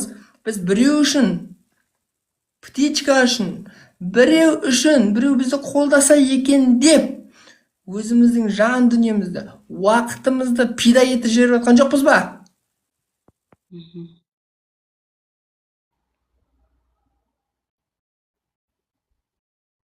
Түсінесіз ба? Өзімізге арнау керек уақытты басқа біреулерге арнап жатқан жоқпыз ба? Уақыттың берекесін құртып жатқан жоқпыз ба? Иә, мен ойлаймын да, иногда. Сіз уақытпен ерегісіп қалғансыз. Жоқ, мен уақытпен ерегіскен жоқ деп ойлаймын. мен просто иногда жұмысым жүрмей отқанда мен ойлаймын так-то, ну свободно отырмын ғой так-то деп те, енді мына жұмыс басталған соң жоқ ойлау өтпейді бұл жерде конкретно шешім болу керек. қандай шешім болу керек, айтыңызшы, мен түсінбей жатырмын сонда да. Мен қазақ тілінде айтып отырмын, сіздің уақытыңыздың берекеті жоқ деймін. Сіз уақытыңызды өзіңізге емес басқа біреуге арнап жатсыз. Сіз өзіңіздің өміріңіз жоқ, сіз басқа біреудің өмірін сүріп жатсыз деп жатырмын. Тереңірек кіріңіз деп жатырмын. Тереңірек. Қалай енді өзім үшін өмір сүремін? Бұл уже басқа әңгіме. Өзіңіз үшін өмір сүру үшін бірінші кім үшін өмір сүріп жатқаныңызды біліп алу керек. Кімнің өмірін сүріп жатсыз? Оны қалай табамын мен? Кім үшін кімнің өмірін сүріп жатқаныңызды білу үшін кімге көп уақыт арнайсыз? Өзіңізді пида ете жіберетін кім ол? Осының ішіне кіріңізші.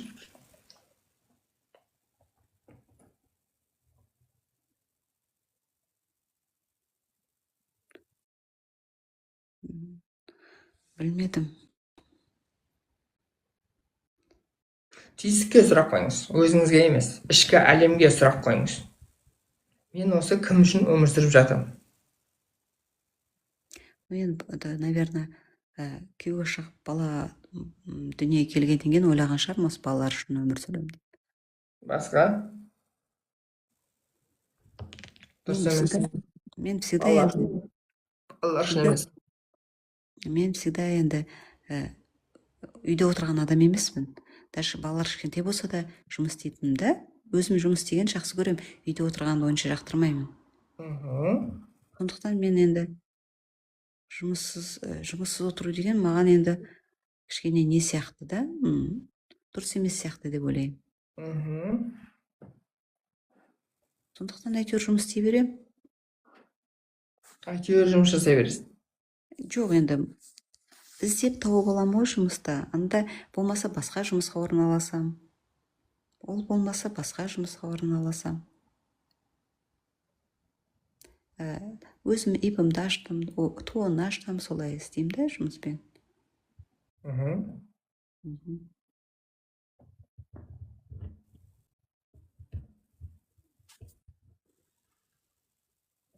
Өзіңізге ішкі әлемге сұрақ қойыңызшы. Мен уақыттың берекесін қашан жоғалттым? Неше жасымда уақыттың берекесін жоғалттым? Ішкі әлемге просто сұрақ қойыңыз. Менің айтқанымды қайталаңыз болды. Мен уақыттың берекесін неше жасымда қашан жоғалттым?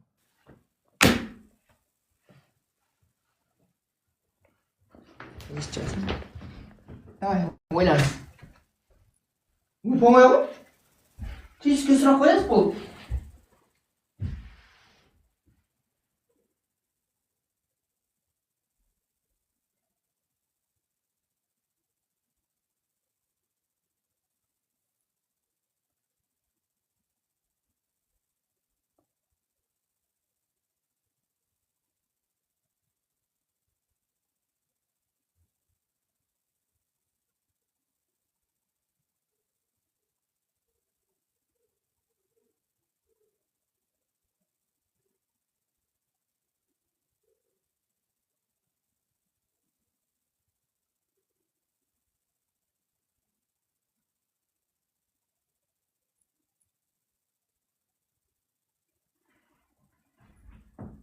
Түсініп жатсыз ба, Шолпан ханым?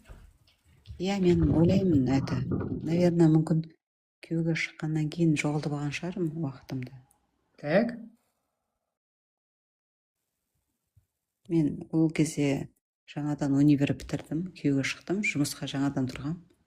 Ол мені 3 айдан кейін жұмыстан шығарып алды. Содан кейін мен как будто менде всегда үйде отырмай енді жұмыс істегім келді. Содан бері мен әйтеуір жұмыс істеймін деп әйтеуір балалар. Үйде отырмай жұмыс істегім келді дегенге дейін не болды? Не үшін сіз жұмыс істеуіңіз керек? Күйеуіңіз бола тұра? Енді одан мен енді ақша алғанда, ол менен сонша үлкен болса да, ол каждый ақшасы маған сондай қатал болып берді да ақшасын. Содан кейін маған одан ақша сұрағым келген жоқ. Өзімнің Я тоже хотела, ну, адам сияқты жұмыс істегенді. Независимый болғым келді. О, независимый болғыңыз келді. Так, сосын?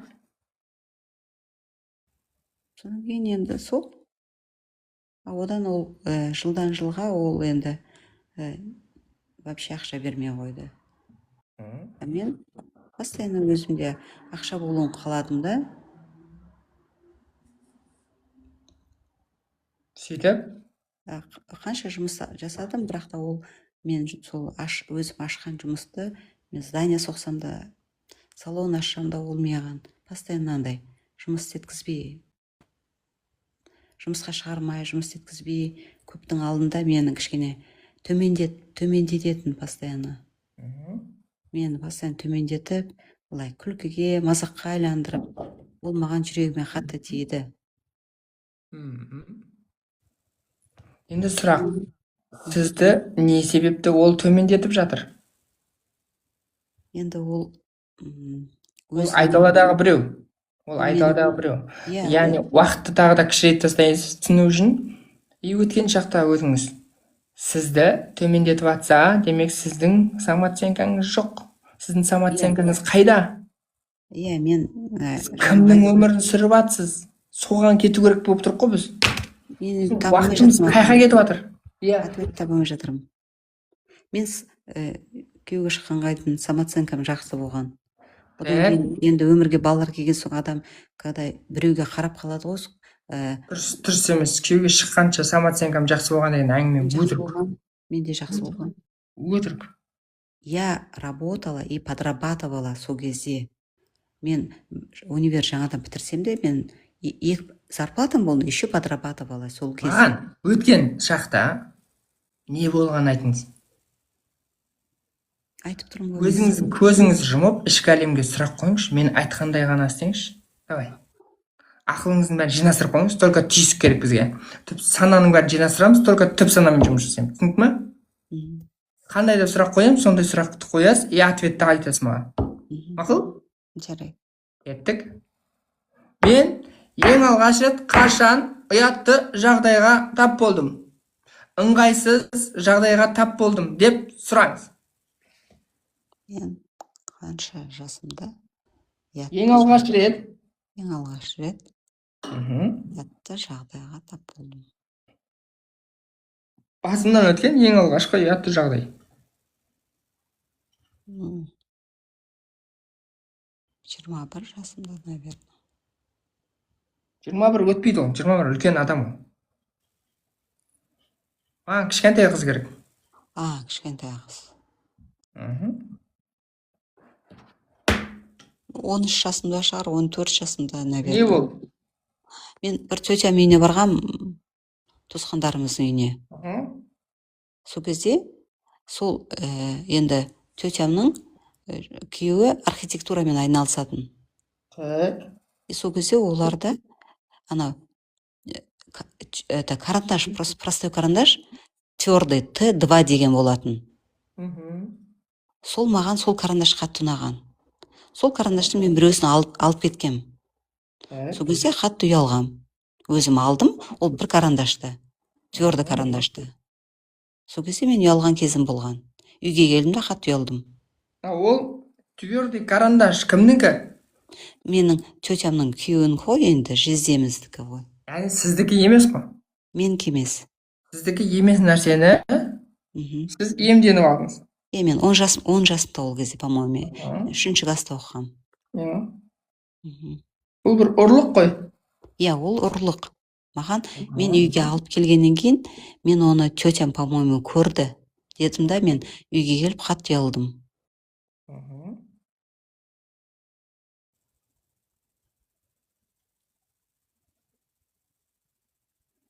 Яғни өзге адамның дүниесі сізге тиесілі деп ойладыңыз? Тиесілі деп ойлаған жоқпын. Я прям сильно захотела сол бір карандашты твердый ТМ деген. Ой, Т2 дегенді. Ол архитектурада сызатындар да. Маған сол бір карандаш ұнады. Енді айтатым ғой, ұнағанның бәрі сіздікі бола беру керек па не? Енді мен білем, ол менікі дұрыс емес екен. Но я не удержалась ол кезде ше. Соны қатты сол бір карандашты алғым келді. Бұл жерде айтып отырмын ғой, сіз кішкентай карандаш болсын, тас болсын, қымбат ақша болсын, ол қызық емес. Бұл түйсікте үлкен программа болып жазылып жатыр. Яғни сіздің басыңызда өтіп жатқан мына оқиға миыңызға программа болып жазылып жатыр. Қандай программа? Маған тиесілі емес нәрсенің бәрі менікі. Осыны бір ойлаңызшы. Маған тиесілі емес нәрсенің бәрі менікі.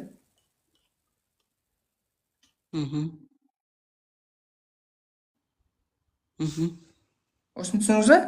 Түсіндім. Енді өзіңізге тиесілі емес дүниені өзіңізге емденіп отырсыз. Қатты айтқанда ұрлап отырсыз. Иә, дұрыс айтасыз. Иә, демек белгілі бір деңгейде ұрысыз. Иә. Ұрының қызметі қандай? Наказание. Ұрының жазасы қандай? Дұрыс айтасыз. Жаза, иә? Ұрыны жазалау керек. Жазалау үшін қандай жаза қолдануға болады? Бірінші енді айту керек қой, что бұл дұрыс емес екен. Ол өзі түсінді соның дұрыс емес екен. Одан кейін ол қайталанған жоқ. Мәселе қайталанғанда емес. Мәселе ұрланғанда. Оны кез келген адам алып кете алмайды. Оны сіз алып кетіп жатсыз. Түсінесіз бе? Енді оның жауапкершілікті алу керек. То же самое сіздің өміріңізде болып жатқан оқиғаларда. Ұрылар пайда болып жатқандары. Ұры жаңағы алаяқтар ұрылар ғой енді примерно. Қайтып беріп жатыр, өйткені сізде жаңағыдай типа кешірім сұраған сияқты болған нәрселер болған, түсіндіңіз ба? Бірақ ол енді ешқандай кешірім емес, но нагло алып кеттіңіз сіз оны. Дұрыс айтасыз. Енді сол қаламды іздеп жаңағы хозяйны қанша сағат іздеуі мүмкін? Ол, мне кажется, мен уже қайтайын деп жатқанда, жаңағы тетям киімдерін салып беріп жатқанда, ол, мне кажется, көрді. Мен оны почувствовала, что ол көрген. Ол чувствовать еткенін өтпейді ол. Ол қанша сағат іздеді, мысалға, біреудің затын алып кету арқылы, оның затын ғана емес, оның уақытын да ұрладыңыз ғой. Мен ойламаймын, ол көп оны іздеді деп. Өйткені тура сондай бір 10 шақты штук жатыр да. Мәселе жоқ. Сіз біреудің уақытын ұрладыңыз ба? Ұрлаған жоқсыз ба? Иә, ұрладым. Біреудің затын ұрласаң, сен оның уақытын да ұрладың деген сөз. Түсіндіре алдым ба? Затын ұрласаң, уақытын да ұрладың. Яғни сіз уақытын ұрладыңыз ба, ұрлаған жоқсыз ба? Ұрлаған шығармын. Шығармын деген жоқ. Или ұрладым, или ұрлаған жоқпын. Енді ол ұрлағанға жатса, значит ұрладым. Мойындау керек қой. Иә, дұрыс айтасыз. Бір рет болса өмірде мойындау. Иә, мен біреудің уақытын ұрлаппын. Демек, менің уақытымды да біреулер ұрлап жатыр. Ұрлап жатыр ма, ұрлап жатқан жоқ па? Ақшаңызды алып қойып, тура карандаштың баяғы оқиғасы ғой. Кейін қайтарып беріп жатыр. Түсіндіңіз бе? Иә, түсіндім. Балалық кездегі болмайтын карандаш үшін қаншама уақытыңыз кетіп қалды да. Қазіргі өміріңізде де тура сондай. Сондықтан бұдан кейін түсінуіңіз керек, біреудің затын алу, оның уақытын алумен бірдей. Менің уақытымды өзіме жұмсауым керек, өйткені менің уақытым ол маған арналған. Менен артылса басқаларға жұмсасам болады. Жоқ, мен басқаларға уақытымды жұмсаймын деген кезде, ол өзіңе уақыт қалмай қалады. Уақытпен проблема бар деп тұрмын сізге. Түсіне алдыңыз ба? Әлі отырсыз ба түсінбей? Түсініп отырмын, бірақ та ары қарай енді қалай мен жұмыс жасаймын? Жаңағы осы уақытпен ба, немен жұмыс істеймін? Енді баяғы сол карандаштың темасын, иә?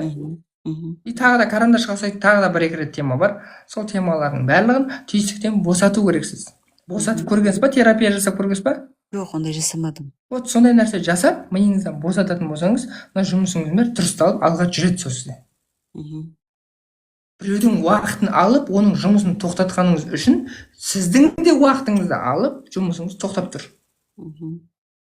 Бұл нәрсе кішкентай кезінде кішкентай ғана оқиға болғанмен үлкен нәрсе бар. Яғни біз кез келген ісіміз үшін жауап береміз. Жауап беріп те жатырмыз. Түсіндіре алдым ба? Түсіндім.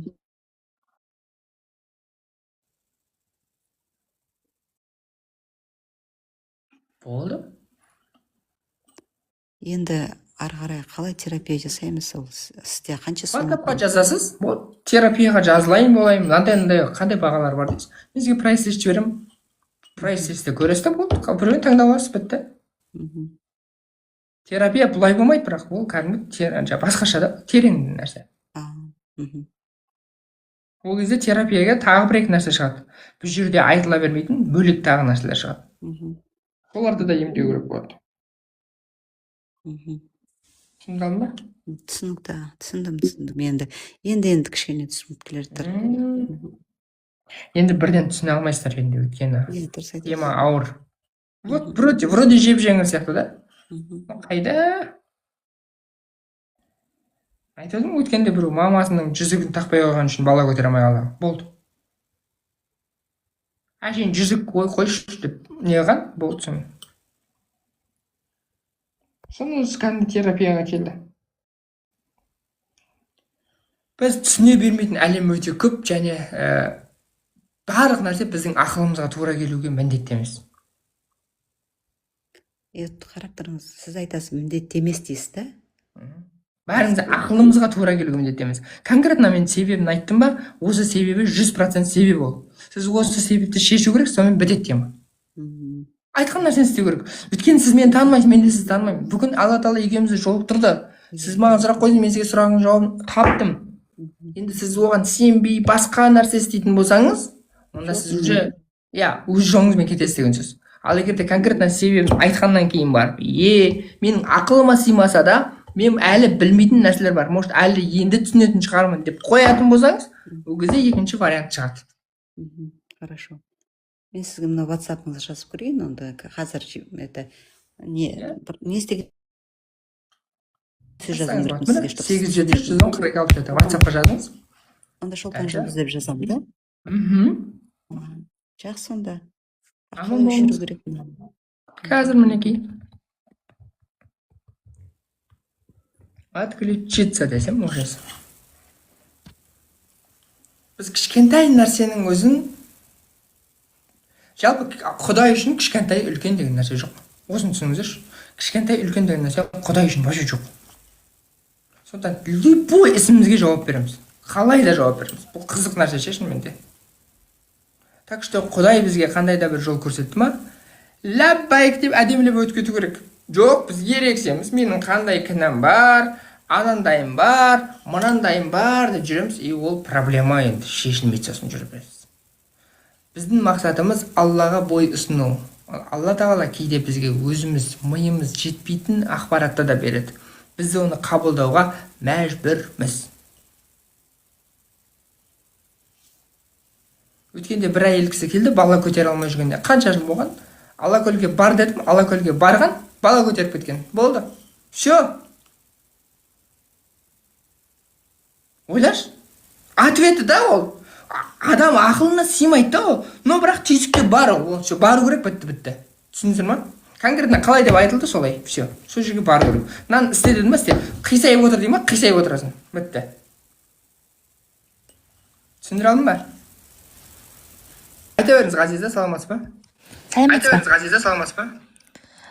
Менің сұрағым мынандай да, мен осы бір 5-6 жылдан асты, мен ешқандай уақытылы ұйықтай алмаймын. Шаршасам да ұйықтай алмаймын, демалып тұрсам да ұйықтай алмаймын. Кеш ұйқы келеді маған. И таңертең тұруым да кеш. Биоритм бұзылған ғой. Оны жөндеуге бола ма? Менде 19 жыл ұйықтамаған бір әйел, қатар ұйықтаған отзывы бар.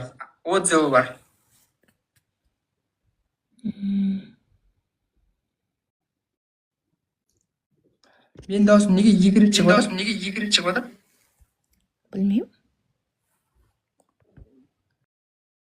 Енді көріңізші.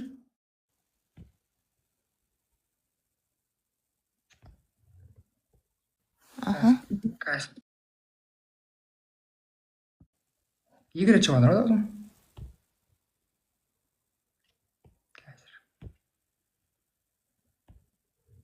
Бір. бір. Мен даусым естіліп тұрған шығар, иә? Сіздікі әдемі естіліп тұр. Мен өзім даусым.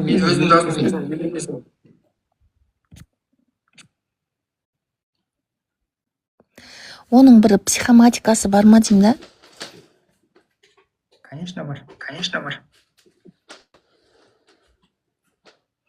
Мен тіпті андай ұйқы дәрі алдым, ұйқымды реттеймін деп ше. Ол келіспейді, болмайды, ұйқы жоқ. Сол, мысалы қазірде вообще өз ұйқы ойыма кіріп отырған жоқ. Мен даже әлі 11 екен десем, сағат 1:30 болып қапты. Яғни негізгі мәселе қандай? Негізгі сұрақ қандай? Менің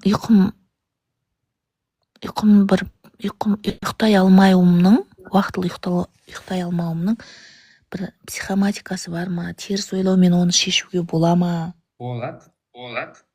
Жалпы дұрыс ұйықтай алмай жатқаныңыздың басты теріс ойлау жағынан себебі сіз нені өшіріңізші? Дауыстың громкость. Ал өшірдім. Дауысты полный өшіріп тастамаңыз, громкость өшірдім ғой. Жоқ, мен өзім сөйлейтін кезде қосып, қайтып нетіп отыра беремін, ешнәрсе қылмайды. Болды онда. Жақсы, сіз сөйлеген кезде қосасыз, мен жауап берген кезде айта беремін.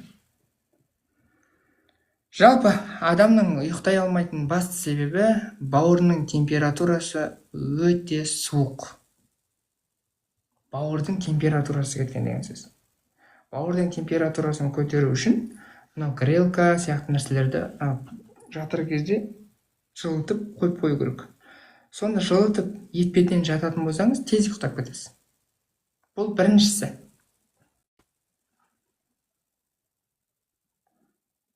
Түсіндім. Екіншісі. Осы біріншісіне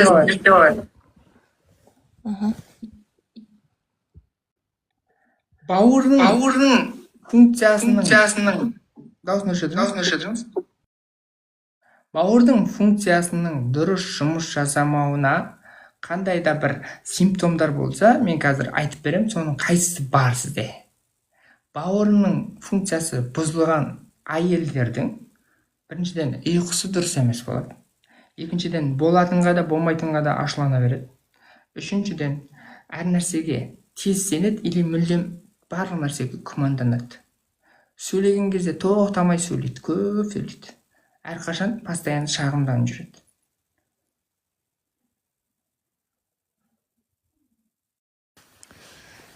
Мен вообще шағымданбаймын негізі.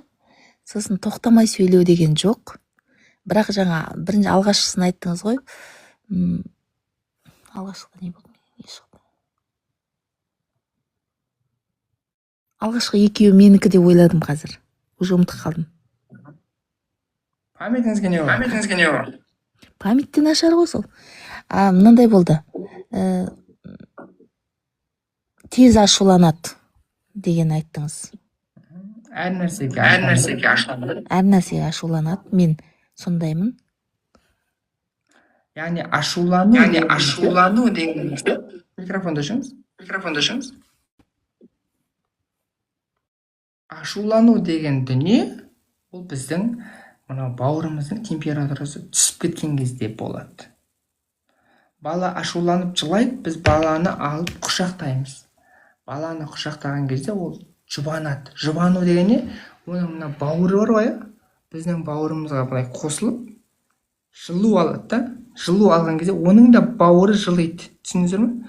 Бауыры жылған кезде жылауын тоқтатады. Яғни ашулануын тоқтатады.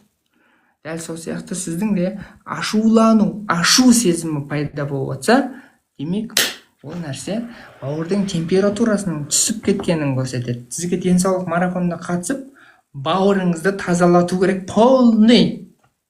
Сол кезде сіздің ұйқыңыз дұрыс болады. Сөйлей беріңіз. Денсаулық марафон дегенде бар ма сізде? Иә. Марафон көп қой менде. Денсаулық марафоны. Түйсік. Миды басқару. Ғайып ерен деген. Бұл мысалға Марафондардың барлығы терең білім. ол ше май басудан деген әңгіме емес ол. Тек қана сол температурасы түскеннен. Болды ғой температурасы түскеннен кейін бауыр өзінің функциясын дұрыс жұмыс жасамай жатыр. Бауырдың үлкен 4 функциясы бар. Жаттап алыңыз. Бауыр зат алмасуға қатысады. Энергия алмасуға қатысады. Белок алмасуға қатысады. Және детоксикацияға қатысады. Детоксикация деген қандағы лас нәрселерді тазалау. Мынау жаңағы обмен белков дейді ғой, белок. Ақуыз алмасуға қатысқан себебі сіздің жеп жатқан тамақтарыңыздың бәрін ағзаңызға етке, сұлулыққа былайша айтқанда айналдыратын осы бауыр. Үшіншіден, зат алмасуға қатысады деп отқанымыз, сіздің мынау ағзаңыздағы кез келген жаңа тамақтарды ақуыз, белок, ақуыз, көмірсу және майға айналдыратын осы бауырдың қызметі. Ал бұл сіздің жаңағы майға проблемасы отыр ғой, жаңағы майға да айналдырып отқан жоқ, белокқа да айналдырып отқан жоқ, жаңағы етке де айналдырып отқан жоқ та. Түсіндіңіздер ме? Көмірсуға да айналдырып отқан жоқ. Бұл яғни бауырдың температурасына керекті көмірдің жетпеуі деген сөз. Көмірсу деген енді көмір ғой. Көмірдің жетпеуі, ол жанып жатқан жоқ, сондықтан іште жылымайды. Бауырдың температурасы түсіп кеткеннен кейін болды, адам неуправляемый бола бастайды. Көрдіңіз бе? Бұл анау төртеуінде бүкіл функциясын бұзылып жатыр деген сөз. Бұл ауруға да апарады түбінде, жақсы емес та бұл.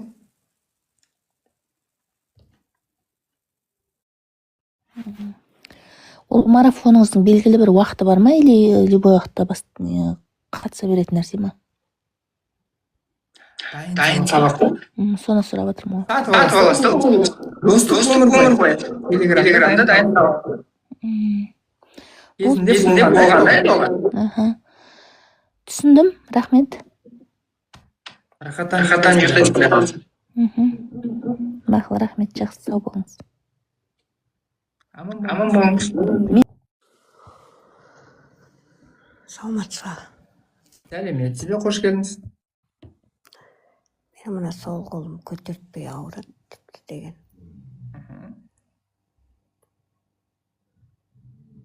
Сол қолыңыз ғана емес, етпетіңізден жатыңызшы. Қасыңызда біреу бар ма? Иә. Қасыңызда біреуге айтыңыз, сізді етпетінен жатқызсын. Сөйтіп тізеңіз алдыңызда тұр ғой, тізе деген алдында тұрады ғой. Тізенің артыңғы жағы бар ғой, тура соның арты. Артыңғы жағынан жай бассыншы. Ауыра ма, ауырмай ма?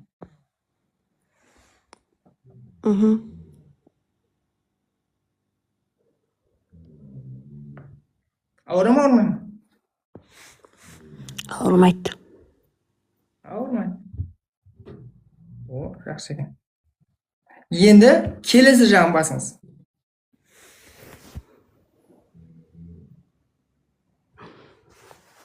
Ауырмайды.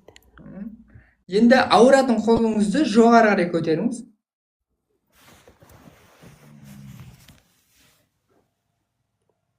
Сол қолыңыз қая? Сол қол. Сол қолды көтереміз. Енді дем алмай тұрыңыз. Дем алмай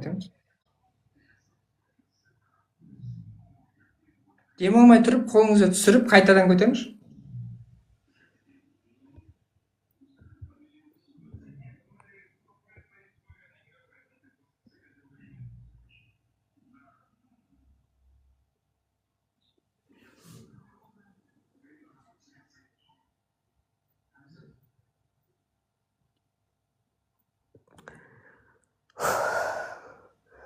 Не болды? Дем жетпей қалды. Дем алмай тұрып, просто қолыңызды түсіріп, қайтып көтердіңіз ба? Иә. Не болды? Ана шынтақтан иыққа дейін ауырлық сол жерде сезім бар. Шынтақтан иыққа дейін. Негізінде сіздіңкі, мен түсінгенім бойынша сіздіңкі сол иығыңыз ауырады, қолыңыз емес. иә сол жақ бөлігі. Бұл да бауырдың проблемасы. Өйткені бауырда нерв жоқ, бауырдың главный бірінші ауру себебі ол сол иықты құртады. Көтере алмайсың, қолын көтере алмай қаласың. Солай емес па? Иә.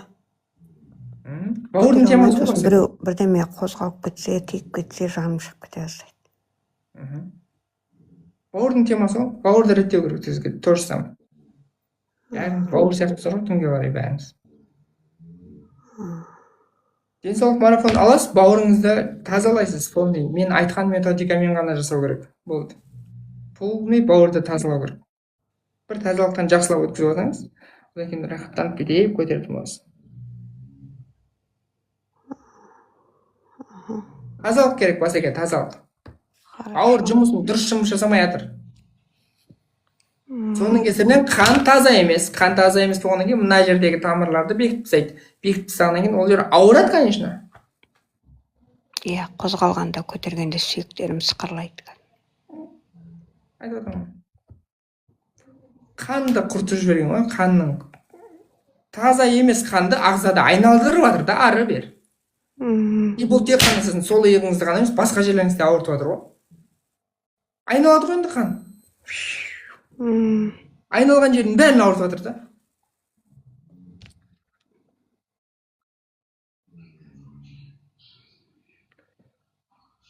Марафонға қатысу керек па? Марафонда жаттығу жасау керек. Ашық Білім алу керек. Осознанно істеу керек барлық нәрсе. Хорошо. Рахмет көп. Аман болыңыз. Ізденіңіз тағы да, бауырдың қандай проблемасы бар деп. Бір бауырдан 50 ауру шығады. 50. Жаттап алыңыздар. 50 спискімен жазып жаттап алыңыздар. Сол кезде сіздерге жеңіл болады түсінік. Қатты бір қиналмайтын боласыздар. Бауыр ағзадағы ең үлкен без. Ал без деген сөз ол канализация. Ал канализацияға тек қана жаман, лас нәрселер жиналады. Именно осы канализация толып қалды. Енді қайтадан сол канализация ішіне кіру керек. Лас нәрселердің барлығы сыртқа ағып жатыр. Сасып жатыр, былайша айтқанда. Түсіндіңіздер ме? Хаос болып жатыр. Так что ең бірінші денсаулығымызды реттейміз. Денсаулығымызды, Алла Тағала бізді денімізді сау қылып жаратты ғой. Аман есен қылып, сау қылып қайтарайық та, бытшын шап тастамай.